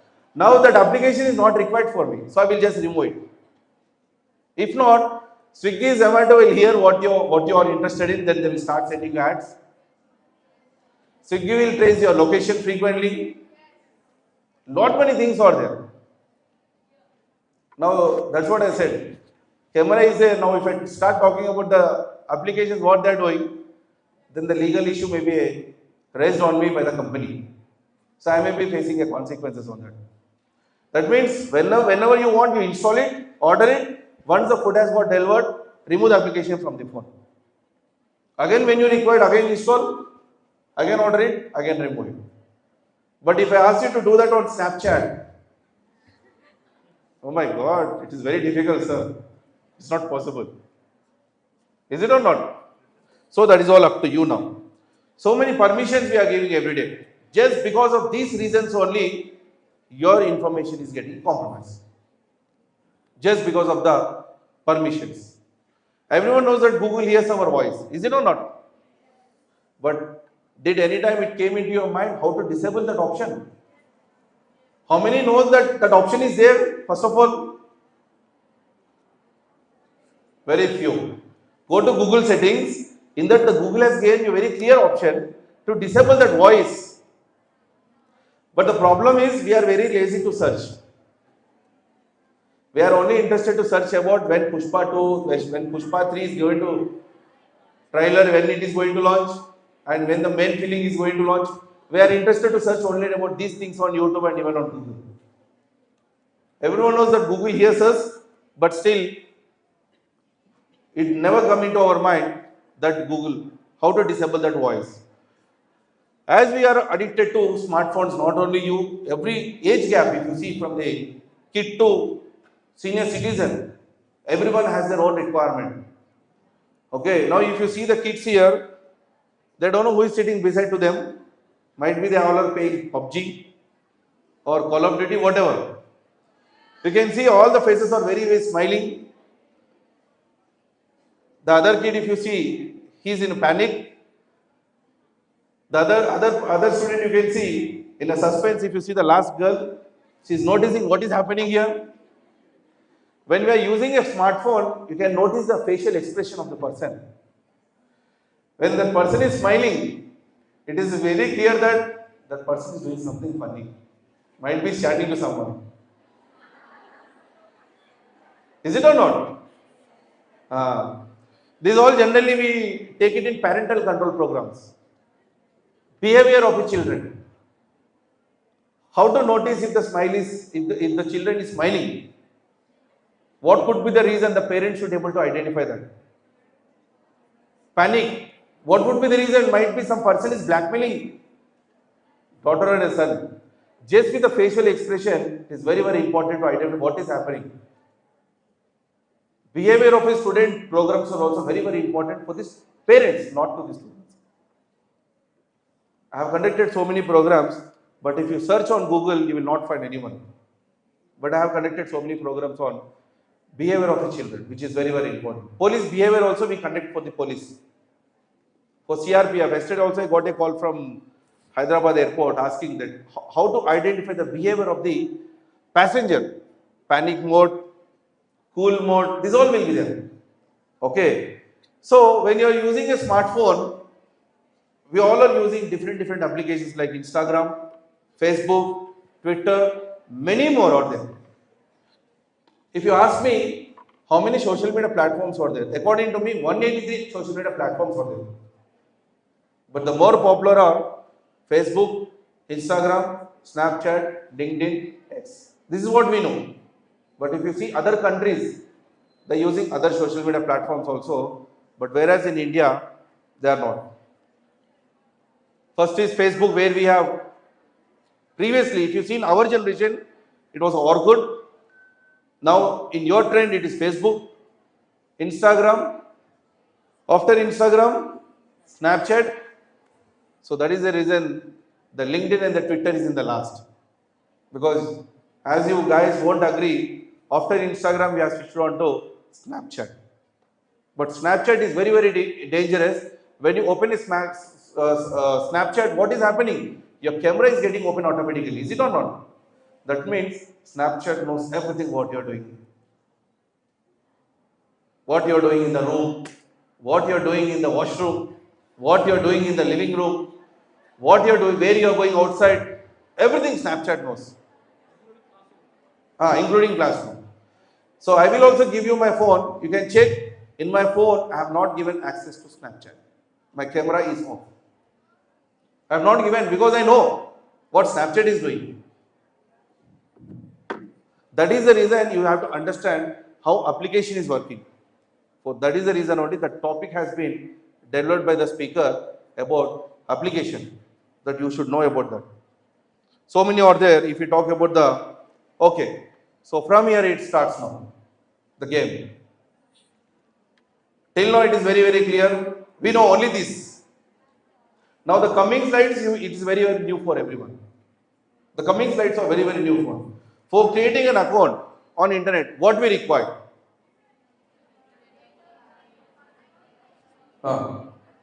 Water. Prashant, water. Yes, for creating an account on internet, what you require? Either an email ID, Prashant, take it. Either a phone number. Thank you, madam. Is it or not? Now just imagine without a phone number, without an email ID, it is not possible to use internet. Suppose imagine you don't have email account or phone number. And when you are asking a ISP, internet service provider, to please give the connection, without phone number, can he provide you the connectivity? Without email ID, can they give you the connectivity? Because invoices, because they say, if you don't have, please create an email account. Please create an account. So if you see email or phone number, social media accounts also, if you want to create a social media account, again for that also, phone number and email ID. If you want to go to bank and if you want to open it, again for that also you require phone number and email ID. Now you have to understand how phone numbers and email IDs are playing crucial role in our lifestyle. Now, someone, please give me your phone number. Okay, I will not display because they are recording the screen. Again, if they upload on YouTube, then you may get a wrong calls because the number is being displayed there. Yes, Prashant, please take one email ID and phone number.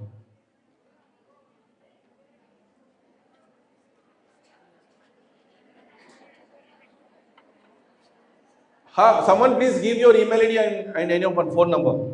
Separate. Yes.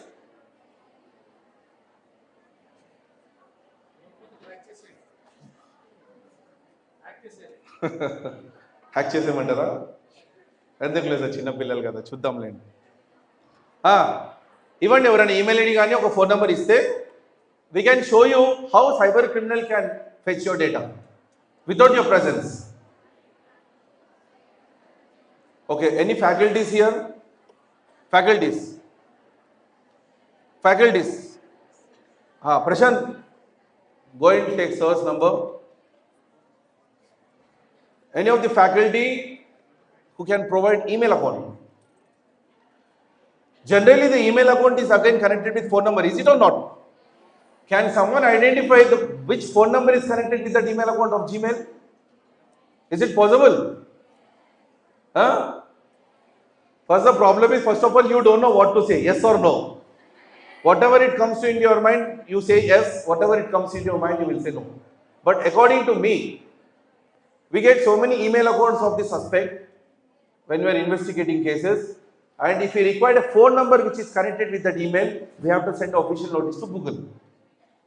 But still, we have a provision through dark web, we collect the phone number which is connected with that email account. Now you just give me your email ID, I will give you your phone number. You got the information, Prashant? Just give it. So, that sir has given his phone number. Now let's see what information we could able to get it from.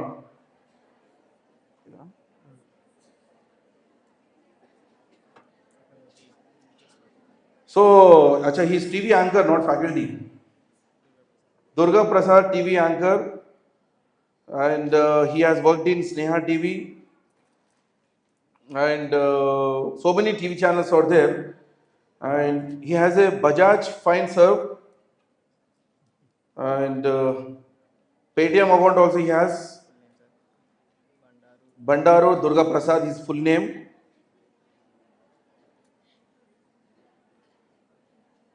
And he has a WhatsApp business account. Have you deleted recently, sir? It is showing false. That means previously he had WhatsApp business, but now he is not using. He has a PhonePe account, Paytm account with the same name, and the UPI ID is his phone number @YBL. Sir, you want me to reveal your money? How much bank balance is there? Sir is saying don't do that. Lot of information is there, but if I reveal everything, camera will capture, because already I have revealed his name, And if I start revealing other details, then he may get a call from the fraudster, and he claimed that he is as a bank manager, whatever he is again. So he may become the victim of cyber crimes. Okay, so any of the email account, if you can provide, I will let you know about the phone number which is connected with the Google account. Okay, so anyhow, so many apps are there. Fine. You have to understand the facial expression based on the chat you are communicating through stranger on social media. Whenever you are communicating with a person, please try to analyze his chats, spelling mistakes, what is his intention, what could be the behavior, whether he is trying to move closely with you, whether he is trying to share some ideas, whether he is looking out for your help for his projects, whatever. Just by sending hi, hello, how are you, where are you, this is my photograph, you can see, okay, please come on WhatsApp. This is not the one we are supposed to do. I will show you what is going to happen. So many different facial expressions are there when you are communicating with a stranger, because every person is a stranger nowadays when you are communicating. But not only strangers, even the people surroundings, like your friends, colleagues, family members, even they are interested to know what you are doing every day. That means you have to be more cautious when you are communicating with your friends, when you are giving your smartphone to them, because they are also more interested to know what you are doing every day, with whom you are chatting. Okay. This all just because hackers. Just because of the hackers only, our information is being revealed. Because you are putting everything on internet, that is how using that information only, cyber criminals are communicating, but whereas they doesn't come under hackers. There's a lot of difference in between a hacker and the cyber criminal. Most of the people think that hacker and cyber criminal is same, but they are not. Again, if you see the cybersecurity expert who himself says he could be a hacker some olden days. In the olden days, he could be a hacker. But what cyber expert you are seeing in the market today, they are not hackers. They are learners, but they themselves show as cyber experts. Nowadays, cyber experts are also has become a threat to the citizen. Instead of approaching a police department, civil is approaching a cyber expert. That expert is collecting all your data from you and is charging some amount of ransom, nothing but the fees. And when you are not paying what is demanding, he will take the data and he will start blackmailing you only. So if you see different, just like a black box, white box and grey box testing, no permission is required. He will just hack your application just as how hackers do. Simple. White box, I am a white hat hacker, I will take permission from the police and then I will work on the cyber case. Even we are sometimes grey hat hacker. Let's take example, your photo is posted on some best to delete the data, but they could not able to do. They will take help of a cyber expert and they will ask us to hack and delete. That particular content is illegal or legal? Illegal, but the situation is making us to do illegal. Testing also speaks the same.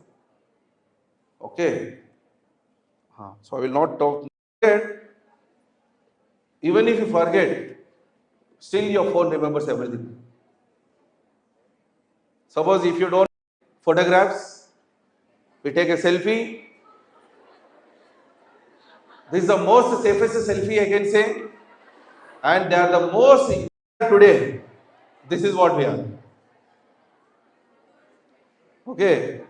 Now in this photograph, just with a single click, which phone I have used? Latitude. If it is a digital camera, serial number is there in this photograph. Now what you people do after clicking a selfie? So your data has gone out. This photograph has got stored in the server of that filter app. It could be any social media, Instagram, Facebook. Now the cyber criminal will start getting a request from different social media accounts where the person is not existed in the world. He will use their pictures. See, this person is not existed in the world. This is AI generated photograph. He will use this photograph. He will create a fake Facebook account or Instagram account and he will start sending you requests. Now you will see, array, this bird is looking very cute, handsome, and you will just click on accept. But here the worst case is women's and the children's. They never follow the privacy of their account. They want more followers, they put it public. If you see my Instagram account, it is private. I will verify, then only I will click on accept, whether they want to follow me or not. But if you see your accounts, most of the accounts are public only. Now where is privacy? How to protect the women children? How to protect the women and children? Are you maintaining any privacy to your Facebook account or social media account? Mostly you people say yes only for everything. But I know many victims are here and I am sure that I can give in return that many people have got suffered because when you have got communicated with strangers, specifically boys, I am sure that you have shared unwanted content also with them and you have got victimized. Lot many things has happened, but you will not reveal it anyway. If it is there, then what ma'am has given you the pledge by putting your hand on your heart. You just imagine yourself what Sandeep is saying. Correct or not, it is up to you whether you want to agree or not. It is your wish. But people, they just put it public. And so I am using some websites. So I am uploading one picture.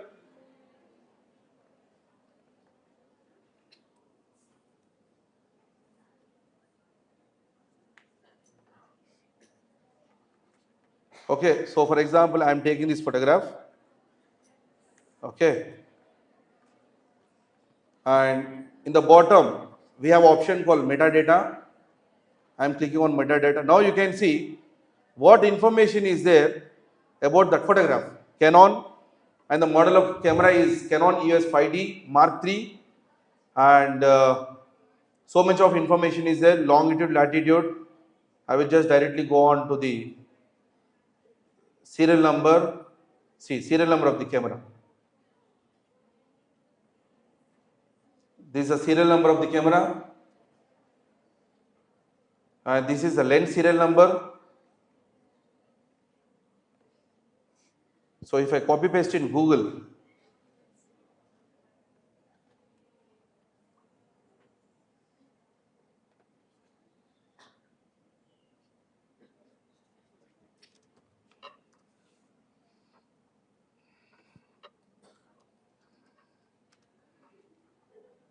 so this is the camera lens which was used by the person who has clicked that photograph. Okay, short lens it could be, or it could be long lens, whatever.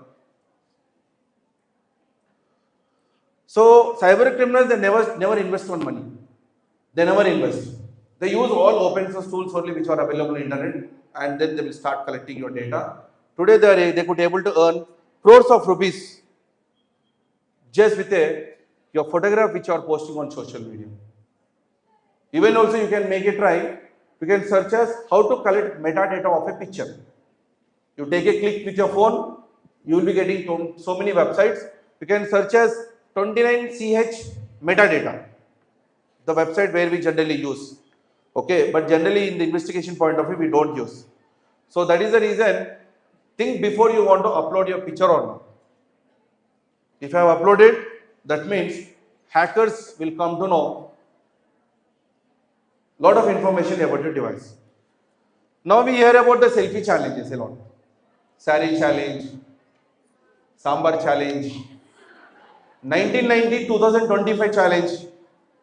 That means how Sandeep was looking in 1995, how Sandeep is looking in 2025. Now for that 1990 photograph, I will search like anything in my hard disk and I will spend minimum 1 week. My all friends are posting. I will be feeling very disgusting to share my picture because I am could not able to get it. Now I will put an effort like anything to search the picture. Finally, if you have got, I will open Photoshop, I will put one 1990 photograph, beside to that I will put a 2025, the present picture, how Sandeep was before and now. Now who is creating this challenge? Again, cyber criminals only. When the data has become old to them, when they require a new data, they will create a selfie challenge and you all girls will start clicking pictures and you will post. My earring challenge, smile challenge, saree challenge, sambar challenge, and you see most of these challenges girls only will participate. So these all challenges has been not announced by any of the department. So these challenges are also being created by the cyber criminals. Now you decide whether you want to participate in selfie challenge or not. So they will start collecting your data, again they will collect the metadata, again same process. This is official challenge which was announced by the CM of Andhra Pradesh. This was official challenge. Okay, that is the reason I have kept the URL also very clearly. Okay, and the date which was published. Okay, if you are interested, you can just. Okay, now who is the world's most busy person? Who? Some girls are raising their hands.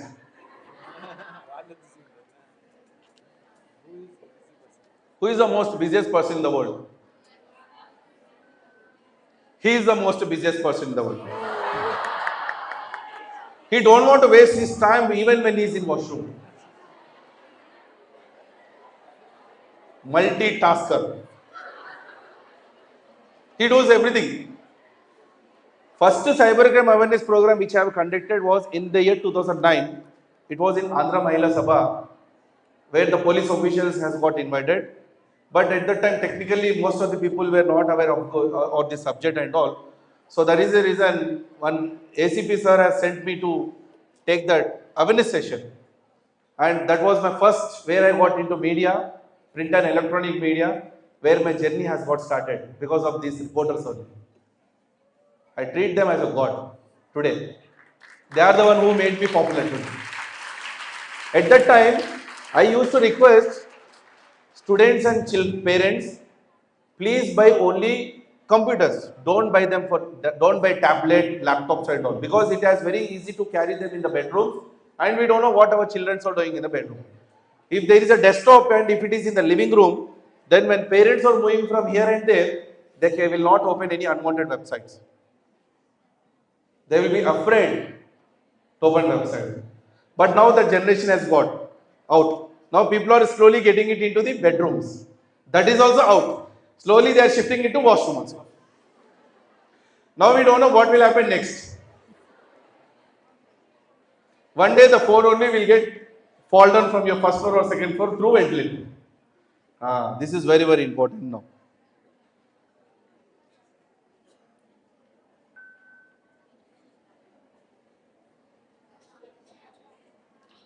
Okay, I will just. People are so busy. This is what we are doing every day. Because of this, our eyes are getting affected. We are being strained. Hair loss is happening. Youngsters are getting white hair. So many are there. Our health are getting damaged like anything. So I will just give you these photographs. I request the sentence management to please take a print and put it on your wall and ask your students to read that. Are you sure? Simple example, I will give you one point in this because I cannot read everything. Are you sure that you want to share your photograph? It could be in a dress or it could be a without dress. Are you sure whether that person will not blackmail you if you share? Are you sure? You just question yourself before you share with anyone. This is what is written there. That point is very important, that to be highlighted in your mind when you are sharing.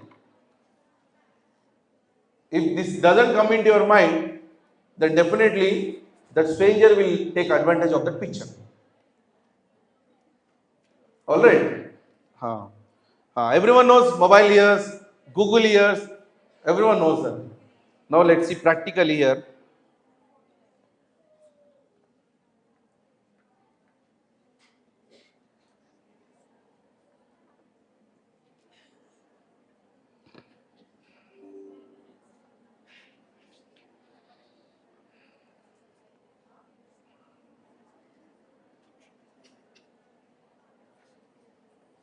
Okay, many people are aware of these APK files.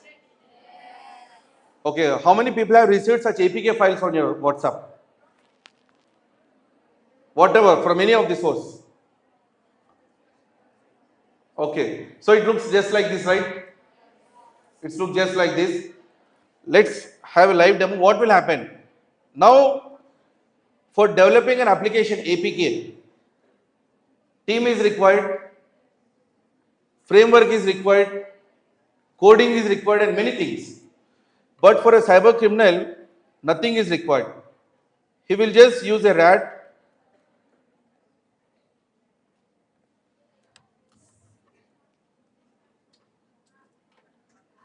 Sir, you can shoot only me. Camera, sir. Shoot only me. Don't go towards the screen. Because I am using mobile data, right? So let's see. Chances are there or not, because it is taking more time.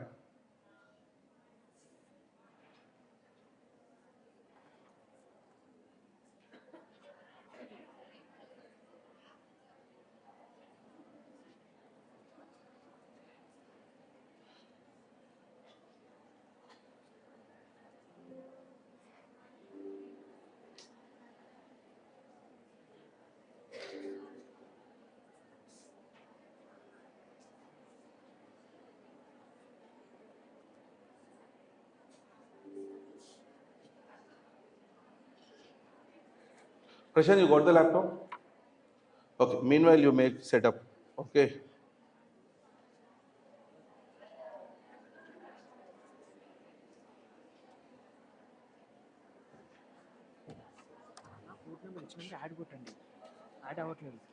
లేదు, అది short cut file వచ్చింది. ఇది direct open చేస్తాను. ఇది setup చేసినాను.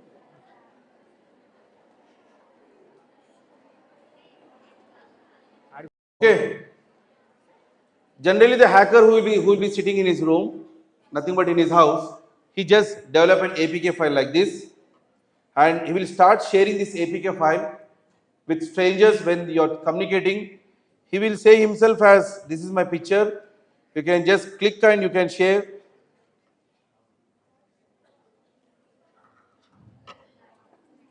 So I am just sharing that APK file to my other Android mobile.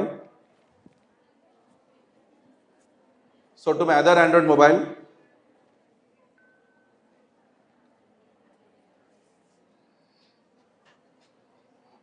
Okay, instead of that, I will put here as Canara Bank KYC, SBI KYC, whatever the name I want, I can rename it.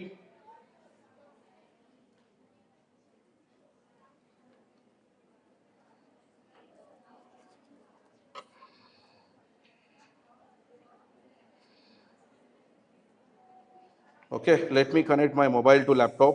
I will display my whole screen of the laptop.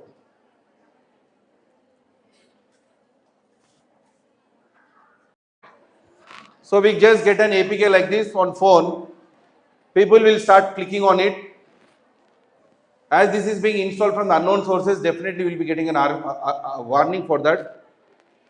And the application is getting installed. So even though the antivirus is there in your phone, it will get bypassed. Hacker can make it bypass.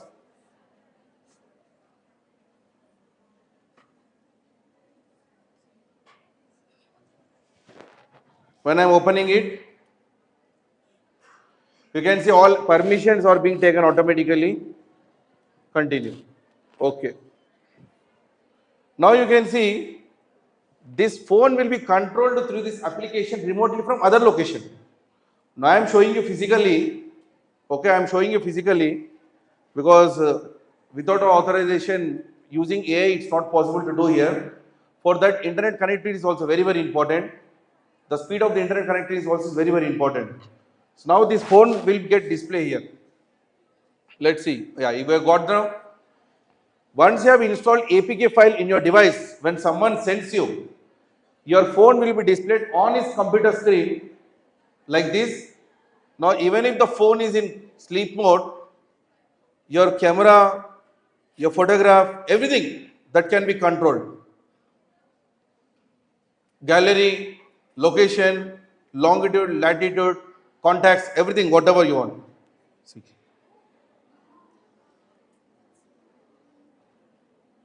Everyone knows about the loan apps. You just apply for loan, you get the fund, you pay the interest. Even after paying also, they will start blackmailing you.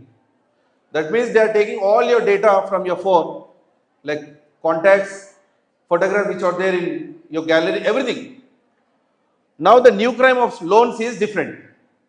I will get a call from some person saying that, sir, you have applied a loan with us and you have not made the payment. Then I will say next second, no, I did not apply for any loan.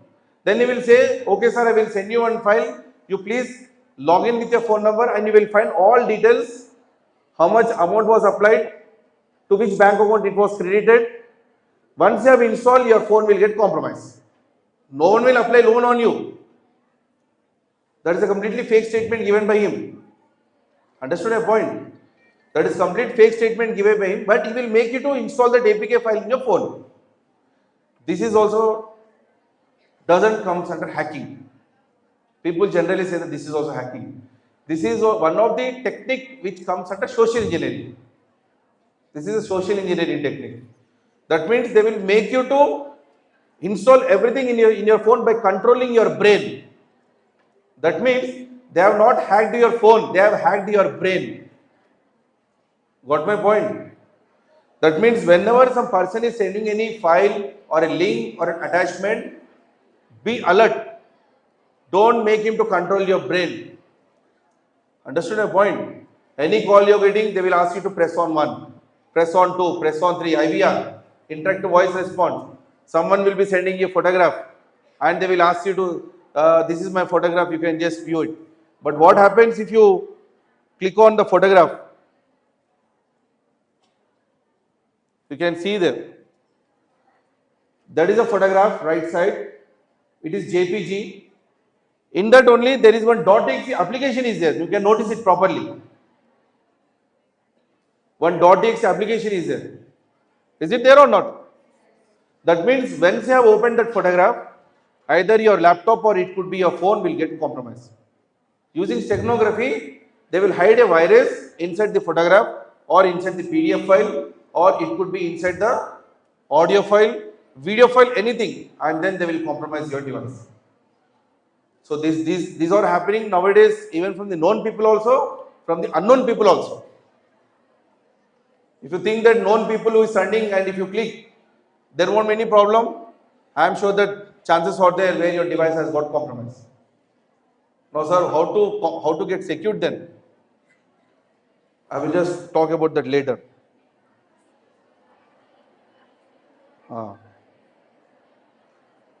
Everyone knows about deepfakes. I will not go into that. That is the reason, please to try to buy shutters whenever you buy a mobile phone, which is available in Amazon. Don't put a teddy bear. Don't buy the pouch. Don't put the screen guard. Try to buy shutters. You can see there is a sticker to my front camera, a 10 rupees sellotape of wire sellotape. I got it from hardware and I kept it. Now many youngsters, and even it could be the adults also, they are putting their phone in the ventilators after once they have completed their call, they will put it like this and the stranger will start recording everything. Now I have shown you right how your camera can be accessed without your notice. Phone will be under sleep mode only, but still camera will be running from the back end. So that is the reason, please try to buy some shutters, it will secure you. Hardly it is around 99 rupees only. So many are there. See, this is not the one which you required. Okay. So when I asked for email ID and phone number, you all people were scared to give. Still we requested, then the sir has shared his phone number. So you should have a pledge in such a way that when someone asks for your phone number and email ID, you should not give. No sir, I will not give. If you say this, he cannot do anything. Understood my point? I am sure that in your case, you are scared to give.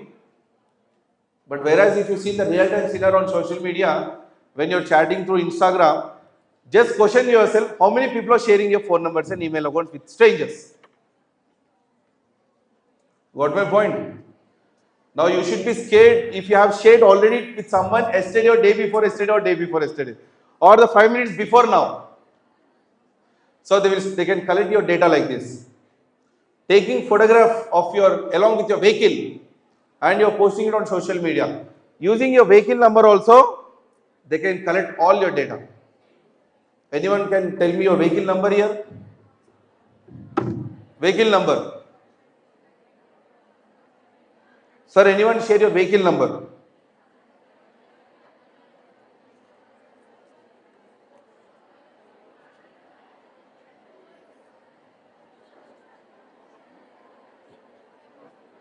Yes, sir, any reporters here? Vehicle number. Madam, tell your vehicle number.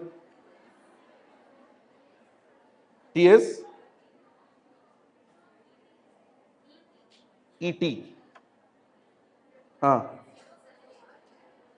0789.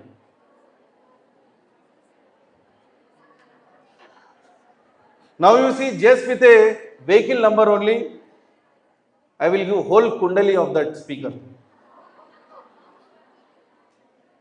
We take a picture and again you post it on social media. In that vehicle number is visible.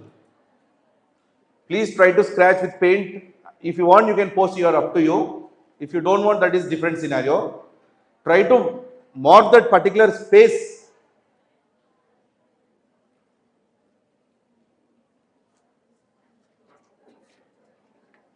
Okay, it's taking more time.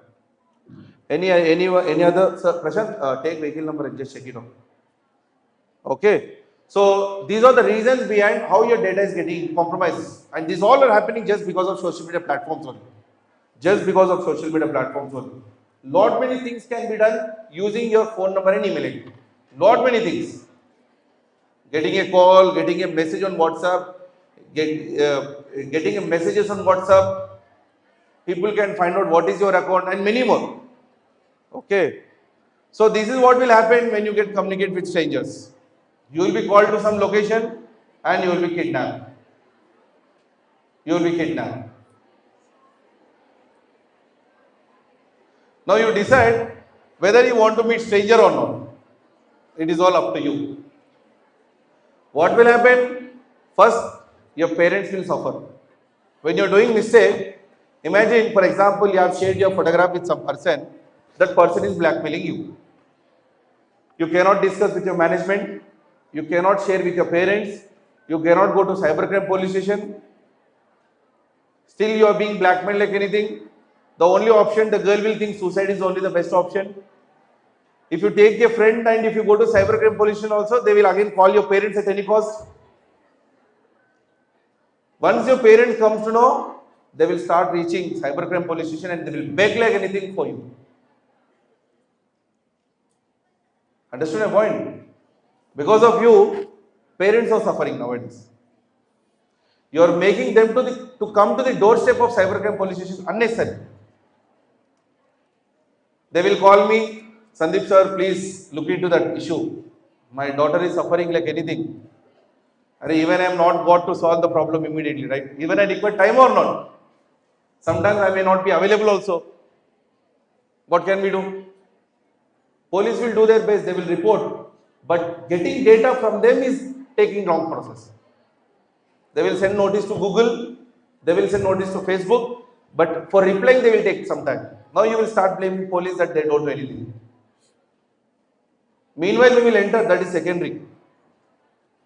But every time experts like us, they are not available. They are busy in making their business. They are busy in making money. Got my point?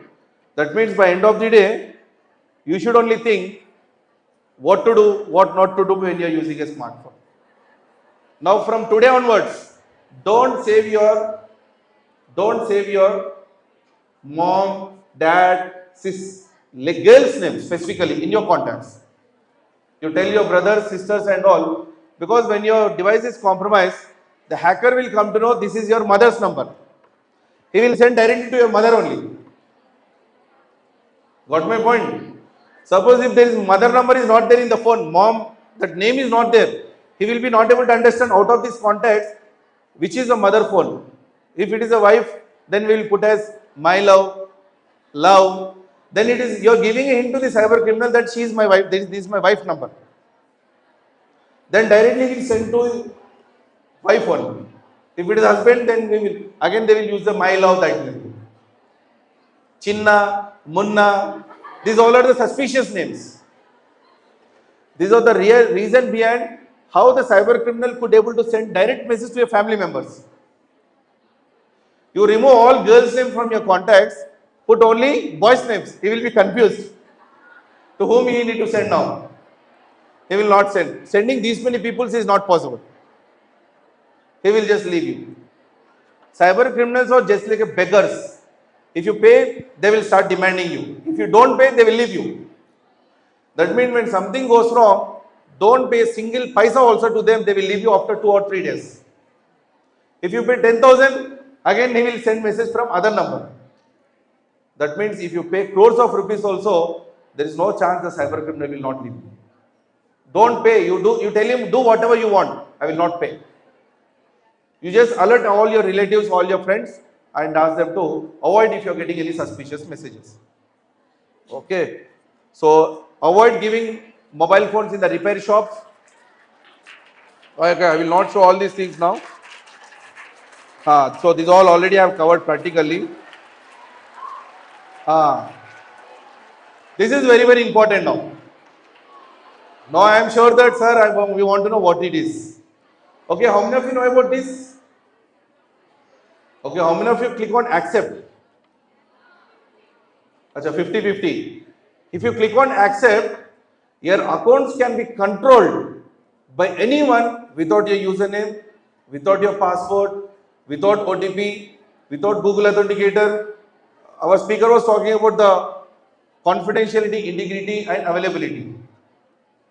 As per me, even if his OTP is there, your account will get compromised. I can log in. Even if you are giving Google Authenticator, still I can log in. How it is possible? Using cookies. That means whenever you are getting any pop-up, never click on accept.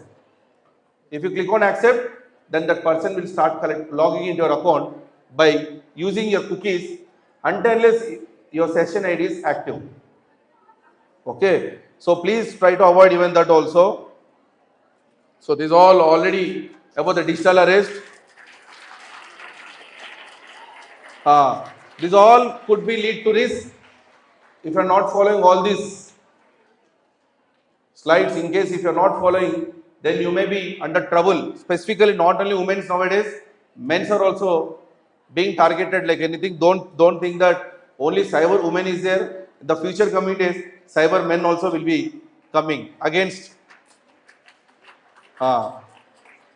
This is also very, very important. Try to avoid them. If you are using any fake watches, fake airports, so many you get it on Instagram, only for 199 rupees, only for 2000 rupees, and you will put it to your hand, you will pairing it with your mobile. Now this watch will start acting as a server, and this is a Chinese server. China will collect your data from your phone using your smartphone, and it will affect your blood, it will affect your bone. The rays which are coming out from that is harmful. Airports, if you are using airports, it will affect your brain. So many things are there just because of the fake products.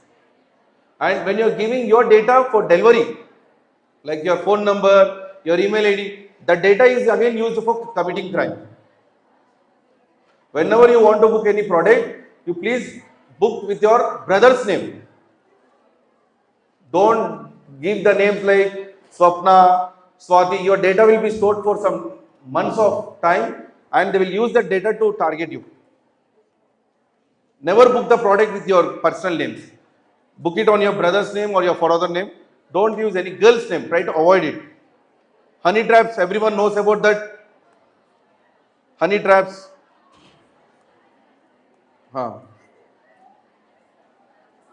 Privacy.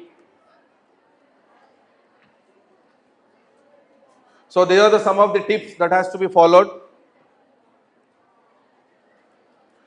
So that is what we say. Awareness is only the solution. Now by this you came to know lot many things, but still I could not able to demonstrate practical because I was asking for Wi-Fi internet connectivity when I was on stage.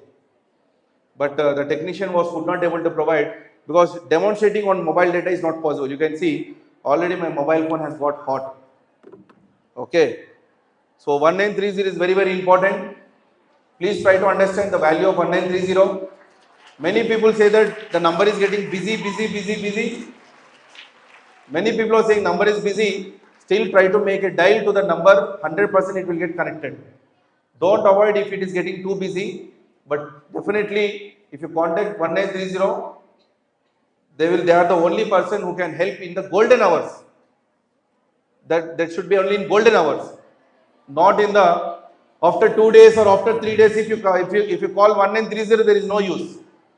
Golden hours means when the crime has got committed and when you have came to know that something has gone wrong, that seconds of time is very, very important.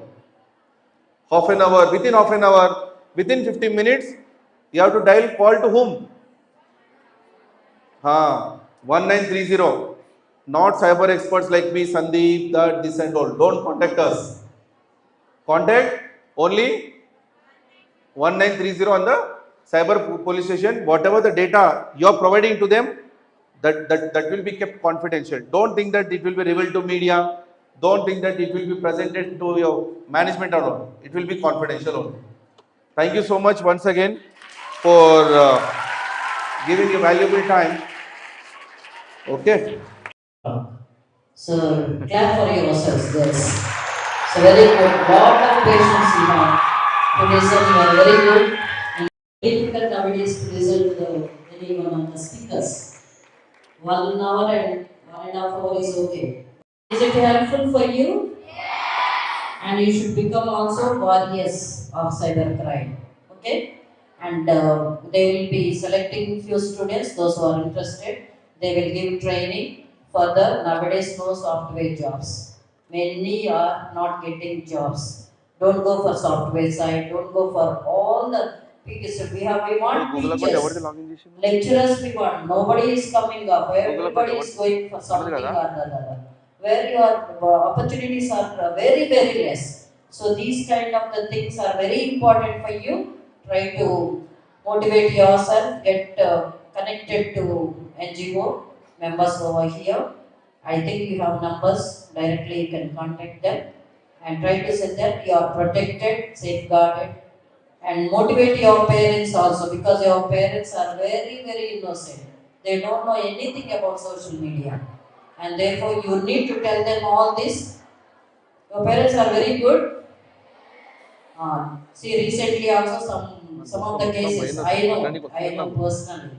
Some parents are crying. They are crying. 2-3 years I am observing.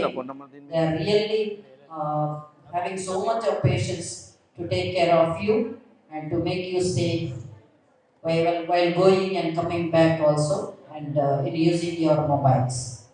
So now, okay. Now, word of thanks for all the speakers over here. Thank you. Of cyber security and Mr. Sandeep Mudalkar. Thank you so much for audience and thank you. I must thank all the members here. All Thank you. God bless you.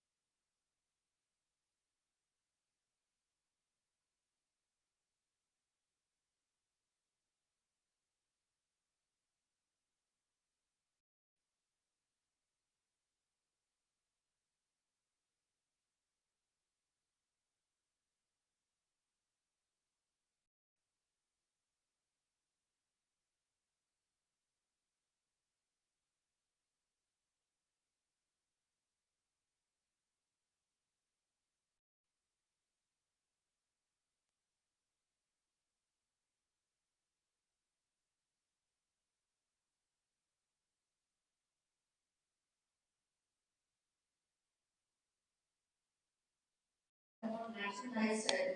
Mr. Nishan, who is the founder of this, is also in charge of the national lifestyle.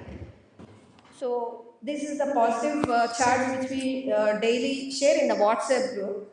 There how to inculcate a good habits, what you eat, whether you had a fruit juice or vegetables. Yes, no. It is very simple format. So you yourself can analyze how is your body. If your body is good, you are good. If you are good, you get a positive thoughts. If you have a positive thoughts, you move in a positive direction, right? Yeah.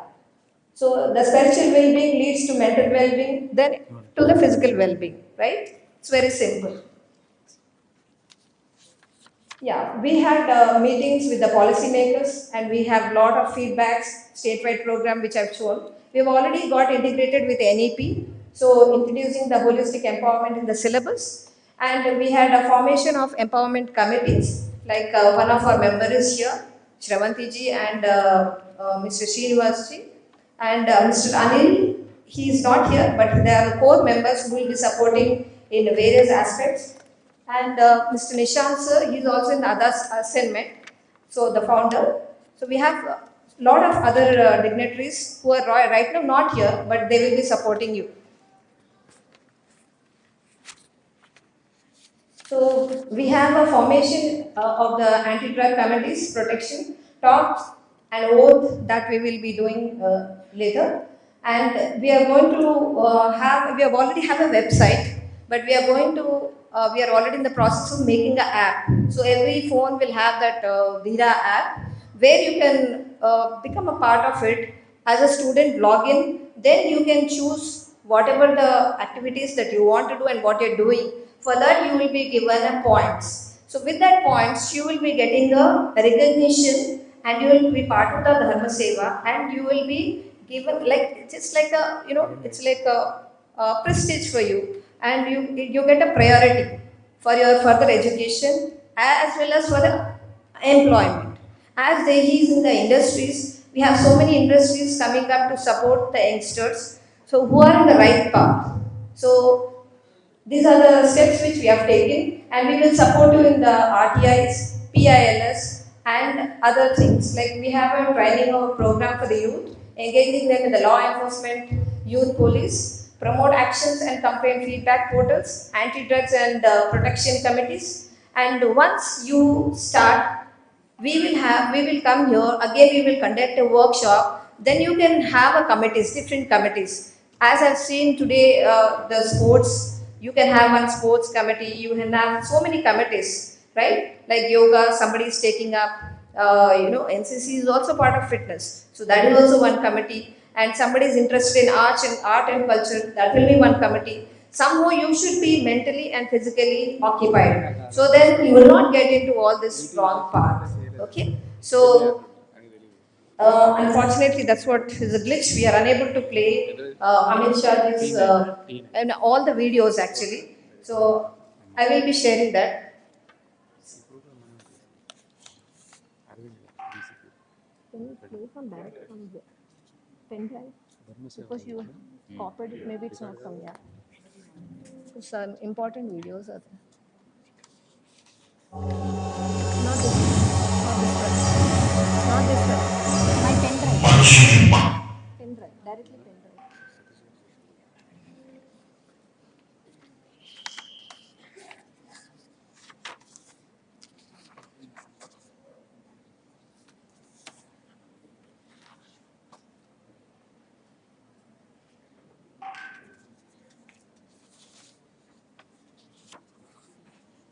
Pen drive. Pen drive.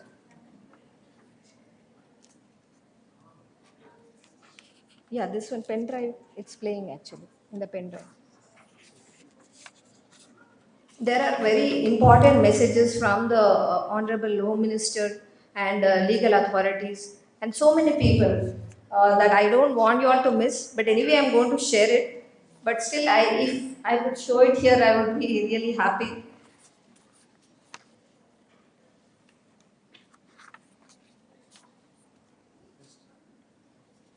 It's not playing. Actually, there is a glitch again, but we are going to share. I request your family members.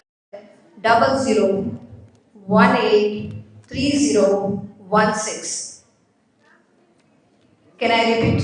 You want me to repeat once again? Okay, state helpline number is 87-126-711.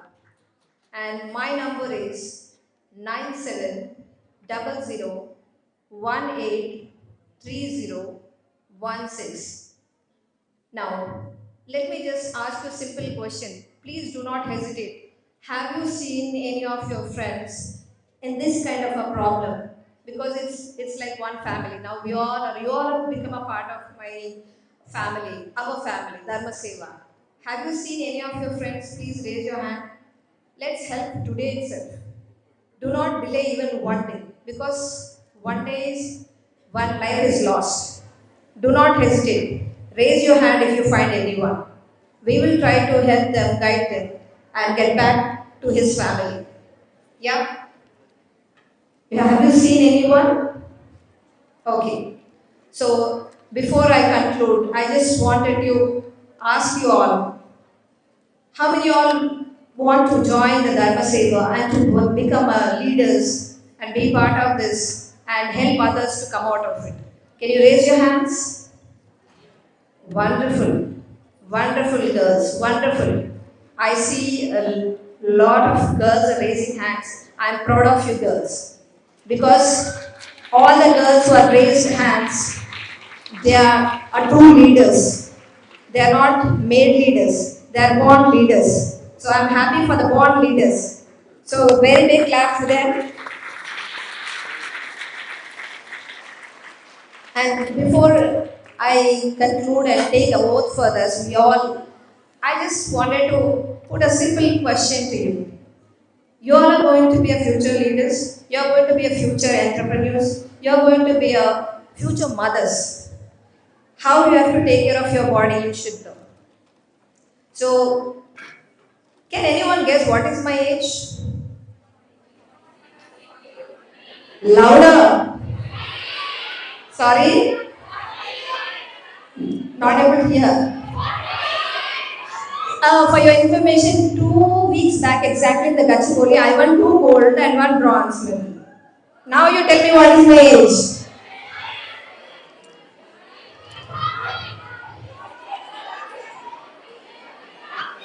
Louder.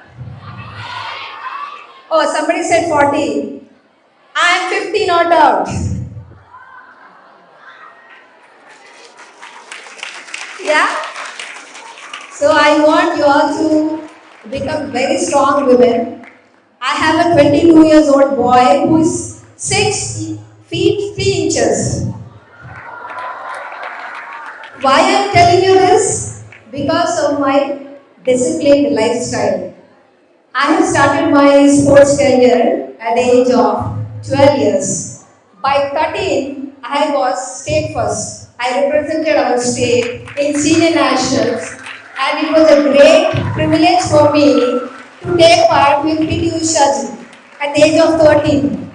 Okay? So why I am telling you this is, all the good disciplines will carry you forward in a greater way. Okay? So first is your diet and your fitness. You should at least minimum walk. If you don't have a place, at least in your house you can do yoga. And for your calming down with the stress and all, you can do the meditation. Best solution for your better life. So I request everyone to stand for the oath.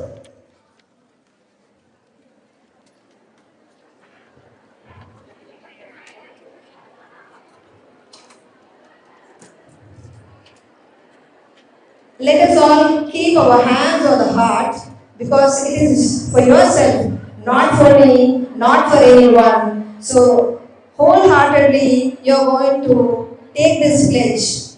Yes?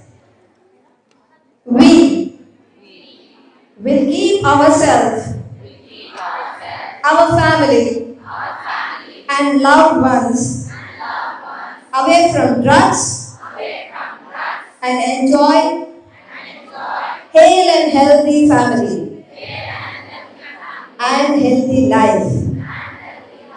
Thank you so much. Oh, really? That's so nice. That's really nice.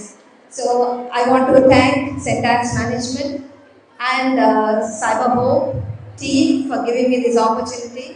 I want to see all the girls to be a proud entrepreneurs, CEOs, and a beautiful celebrities or role models for the society. Thank you.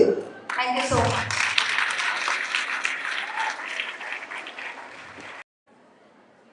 Thank you so much madam. Hello. So ladies ఏ రకంగా బ్రేవ్గా ఉండాలి, drugs సంబంధించి ఎలా అవేర్గా ఉండాలని madam గారు చెప్పారు కదా. సో రాబోయే సెషన్లు తెలుగు అర్థం కావట్లేదా? నేను తెలుగులోనే చెప్తాను.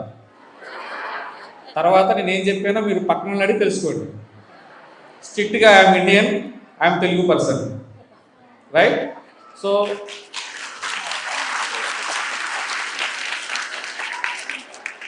సో ప్రస్తుతం సైబర్ క్రైమ్ అంటే తెలుసు కదా. మీకు అందరికీ మొబైల్ ఉందా?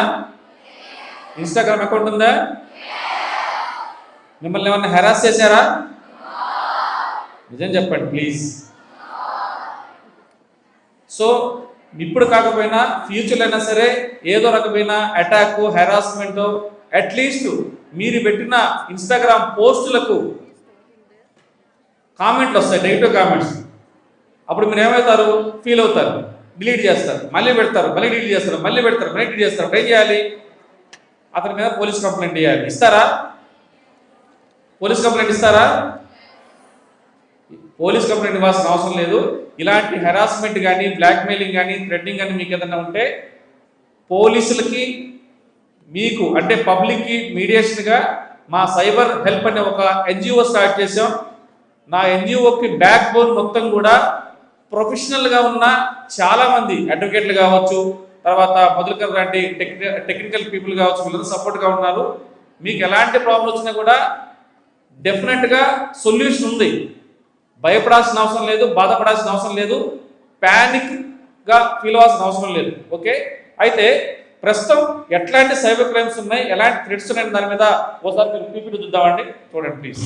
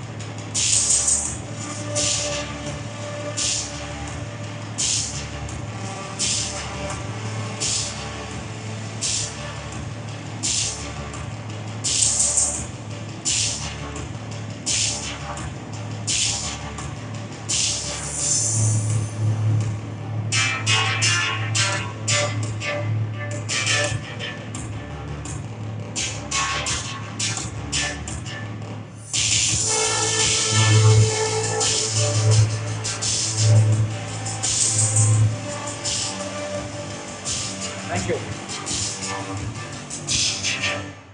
ఏమర్థమైంది? మీరు ప్లే చేశారు, మేము చూసాం. యునో హ్యాకింగ్ తెలుసా? ఇప్పుడు మీ మొబైల్ హ్యాక్ చేయమంటారా? మీరు ఎవరికైనా అన్నోన్ మెంబర్స్ మీ మొబైల్ నెంబర్ ఇచ్చారా? ఇస్తే ఏమవుతుందో తెలుసా? ఇవన్నీ కూడా లైవ్లో మధుకర్ గారు ఏ రకంగా మీరు సేఫ్గా ఉండాలి, ఏ రకమైన థ్రెడ్స్, ఇప్పుడు ఏమైతే నేను ప్రజెంట్ చేశానో ప్రతి ప్రజెంటేషన్ సంబంధించిన ఇష్యూస్, సోషల్ ఇంజనీరింగ్ కావచ్చు, ఫిషింగ్ కావచ్చు, తర్వాత అలాగనే హ్యాకింగ్ కావచ్చు, ఇవన్నీ ఎలా చేస్తారు, ఏ రకంగా సేఫ్గా ఉండాలి అన్న విషయం మీద ప్రాక్టికల్గా మనకు టోటల్గా అసలు ఏం జరుగుతుందన్న విషయం మీద ఎక్స్ప్లెయిన్ చేయబోతున్నారు. అలాగనే మీరు కూడా సోషల్ మీడియాలో యాక్టివ్గా ఉంటారు కాబట్టి కొన్ని విషయాల్లో మీరు చాలా జాగ్రత్తగా ఉండాలి. అసలు మేము ఎన్జిఓ ఎందుకు పెట్టామన్న విషయం మీద ఒక 2 minutes చెప్పిన తర్వాత అసలు నెక్స్ట్ మధుకర్ గారు తమ లైవ్ డెమో, మీ చేతిలో మొబైల్ ఉంటుంది, మీ నెంబర్ నాకు తెలిసి ఉంటుంది. మీరు ఏమనుకుంటారు? ఆ పోనీలే జస్ట్ నా మొబైల్ నెంబరే కదా అనుకుంటారు. బట్ ఆ మొబైల్ నెంబర్తో ఏమేమి చేయొచ్చు, ఆ మొబైల్ నెంబర్ నుంచి ఏమేమి తెలుసుకోవచ్చు అన్న విషయాలన్నీ కూడా లైవ్ డెమో ద్వారా మధుకర్ గారు మనకు వివరిస్తారు. అలాగనే సోషల్ మీడియాలో మీరు వీడియోలు పెడుతుంటారా? సోషల్ మీడియాలో వీడియోలు చేస్తుంటారా? నోనా? నేను మిమ్మల్ని నమ్మను.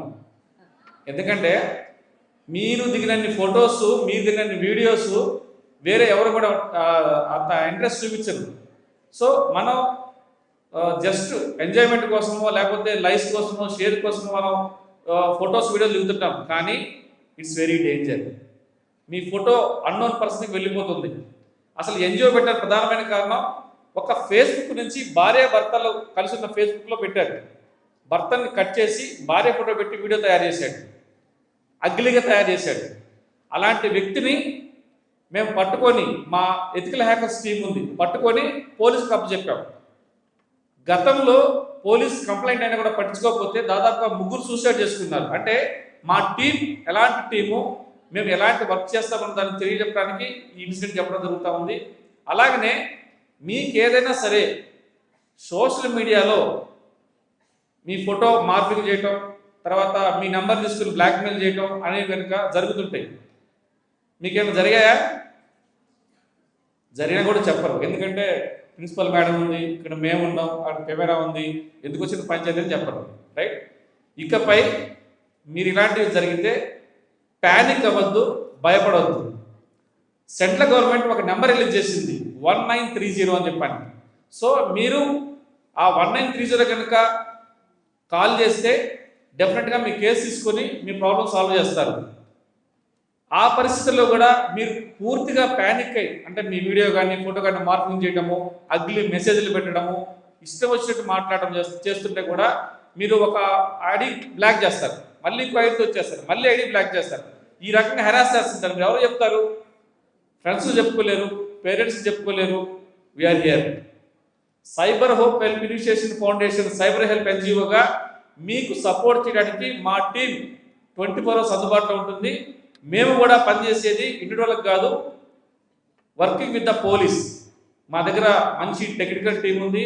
మధుకర్ గారు చెప్పబోయే ఆ డెమో క్లాస్ తోటి మీకు ఒక భయం క్రియేట్ అవుతుంది, క్రియేట్ అవ్వాలి. మీరు అనుకుంటారు ఫోన్ నెంబర్ ఇచ్చాను, ఈమెయిల్ ఐడి ఇచ్చాను, ఏమవుతుందిలే, సో ఏం కాదులే అని చెప్పేసి నా కాన్ఫిడెన్స్ బిల్డప్ అవుతుంది. కానీ అది డేంజర్. అసలు మీ దగ్గర మొబైల్ ఉండడమే డేంజర్. మీ దగ్గర మొబైల్ ఉన్న నేపథ్యంలో మీ దగ్గర మొబైల్ నెంబర్ లేకపోయినా కూడా ట్రాక్ చేయొచ్చు. మధు గారు, సార్ పిల్లలు ఒక మొబైల్ హ్యాక్ చేసి మీరు ఎవరెవరితో చాట్ చేశారు, ఎవరెవరితో కమ్యూనికేషన్లో ఉన్నారు, ఎంతమంది ఫాలోవర్స్ ఉన్నారు, ఎంతమంది లైక్లో ఉన్నారు, ఇది ఒక మెసేజ్ పెడతారు. ఇప్పుడు నా అకౌంట్ బ్లాక్ చేసేసి నేను నా నెంబర్ హ్యాక్ చేస్తారని చెప్పేసాను. చేయమంటారా? ఇంకొకటి సిస్టర్ అడిగారు కదా, మరి కాన్సెప్ట్లో ఎన్ని మొబైల్స్ ఉన్నాయి, ఎన్ని ఐఫోన్స్ ఉన్నాయి, డీటెయిల్గా మీరు మాకు ఇవ్వాల్సిన అవసరం లేదు, మా టీం ట్రాక్ చేస్తుంది. మీకు తెలియకుండా మీ ఇన్స్టాగ్రామ్ అకౌంట్లోకి వెళ్ళి ఎంతమంది ఫాలోవర్స్ ఉన్నారు, ఎన్ని వీడియోస్ చేశారు, ఎప్పుడు మెసేజ్ చేశారు, ఎవరితో టచ్లో ఉన్నారు, అవన్నీ రివీల్ చేయమంటారా ప్రిన్సిపల్ మేడం ఎదురుగా? డీసెంట్గా చెప్తున్నారు, చెప్పండి. చేయమంటారా? అంటే మీకు అంత కాన్ఫిడెన్స్ ఏంటి? మీరు చేయలేమనా? చేస్తామన్నా చేయలేమనా? సో ఒకటే, సోషల్ మీడియాలో మీరు చాలా జాగ్రత్తగా ఉండాలి. ఫోటోలు షేర్ చేయొద్దు, నెంబర్లు షేర్ చేయొద్దు. ఎవరన్నా మంచిగా మాట్లాడుతున్నారు కదా అని చెప్పేసి మీరు అంతతో కమ్యూనికేషన్ పెంచుకుంటే ఫ్యూచర్లో చాలా ప్రాబ్లమ్స్ వస్తాయి అని చెప్పడానికి పూర్తి స్థాయిలో అసలు ఈ హ్యాకింగ్ అంటే ఏంటి, ఏ రకంగా హ్యాకింగ్ చేస్తారన్న పూర్తి డెమో ఇస్తారు. అయితే ఈ నేపథ్యంలోనే మీకు ఒక విషయం చెప్పాలి. ఇప్పుడు మీరు ఇంటర్మీడియట్లో ఉన్నారు, తర్వాత డిగ్రీకి వెళ్తారు, తర్వాత ఏం చేస్తారు? ఇంటర్మీడియట్ అయిపోతే డిగ్రీ అయిపోయిన తర్వాత ఏం చేస్తారు? పెళ్లి చేసుకుంటారా? చెప్పండి, ఏం చేస్తారు? జాబ్ చేస్తారు. సో ఇప్పుడున్న ట్రెండింగ్లో ఎలాంటి జాబ్ చేస్తే మనం సేఫ్ జోన్లో ఉంటాం, ట్రెండింగ్ జాబ్స్ ఏంటి అన్న దాని మీద చూస్తే సైబర్ సెక్యూరిటీ అనేది చాలా కీలకంగా ఉంది. సో సైబర్ సెక్యూరిటీలో ఎలాంటి జాబ్స్ ఉంటాయి, దీంట్లో టెస్టింగ్స్ దాంట్లో ఏ రకమైన మనకు అవకాశాలు ఉన్నాయని దాని మీద ఆదూరి నిఖితారెడ్డి స్టేజ్ మీద వచ్చి ఎక్స్ప్లెయిన్ చేస్తూ ఉంది. వెల్కమ్.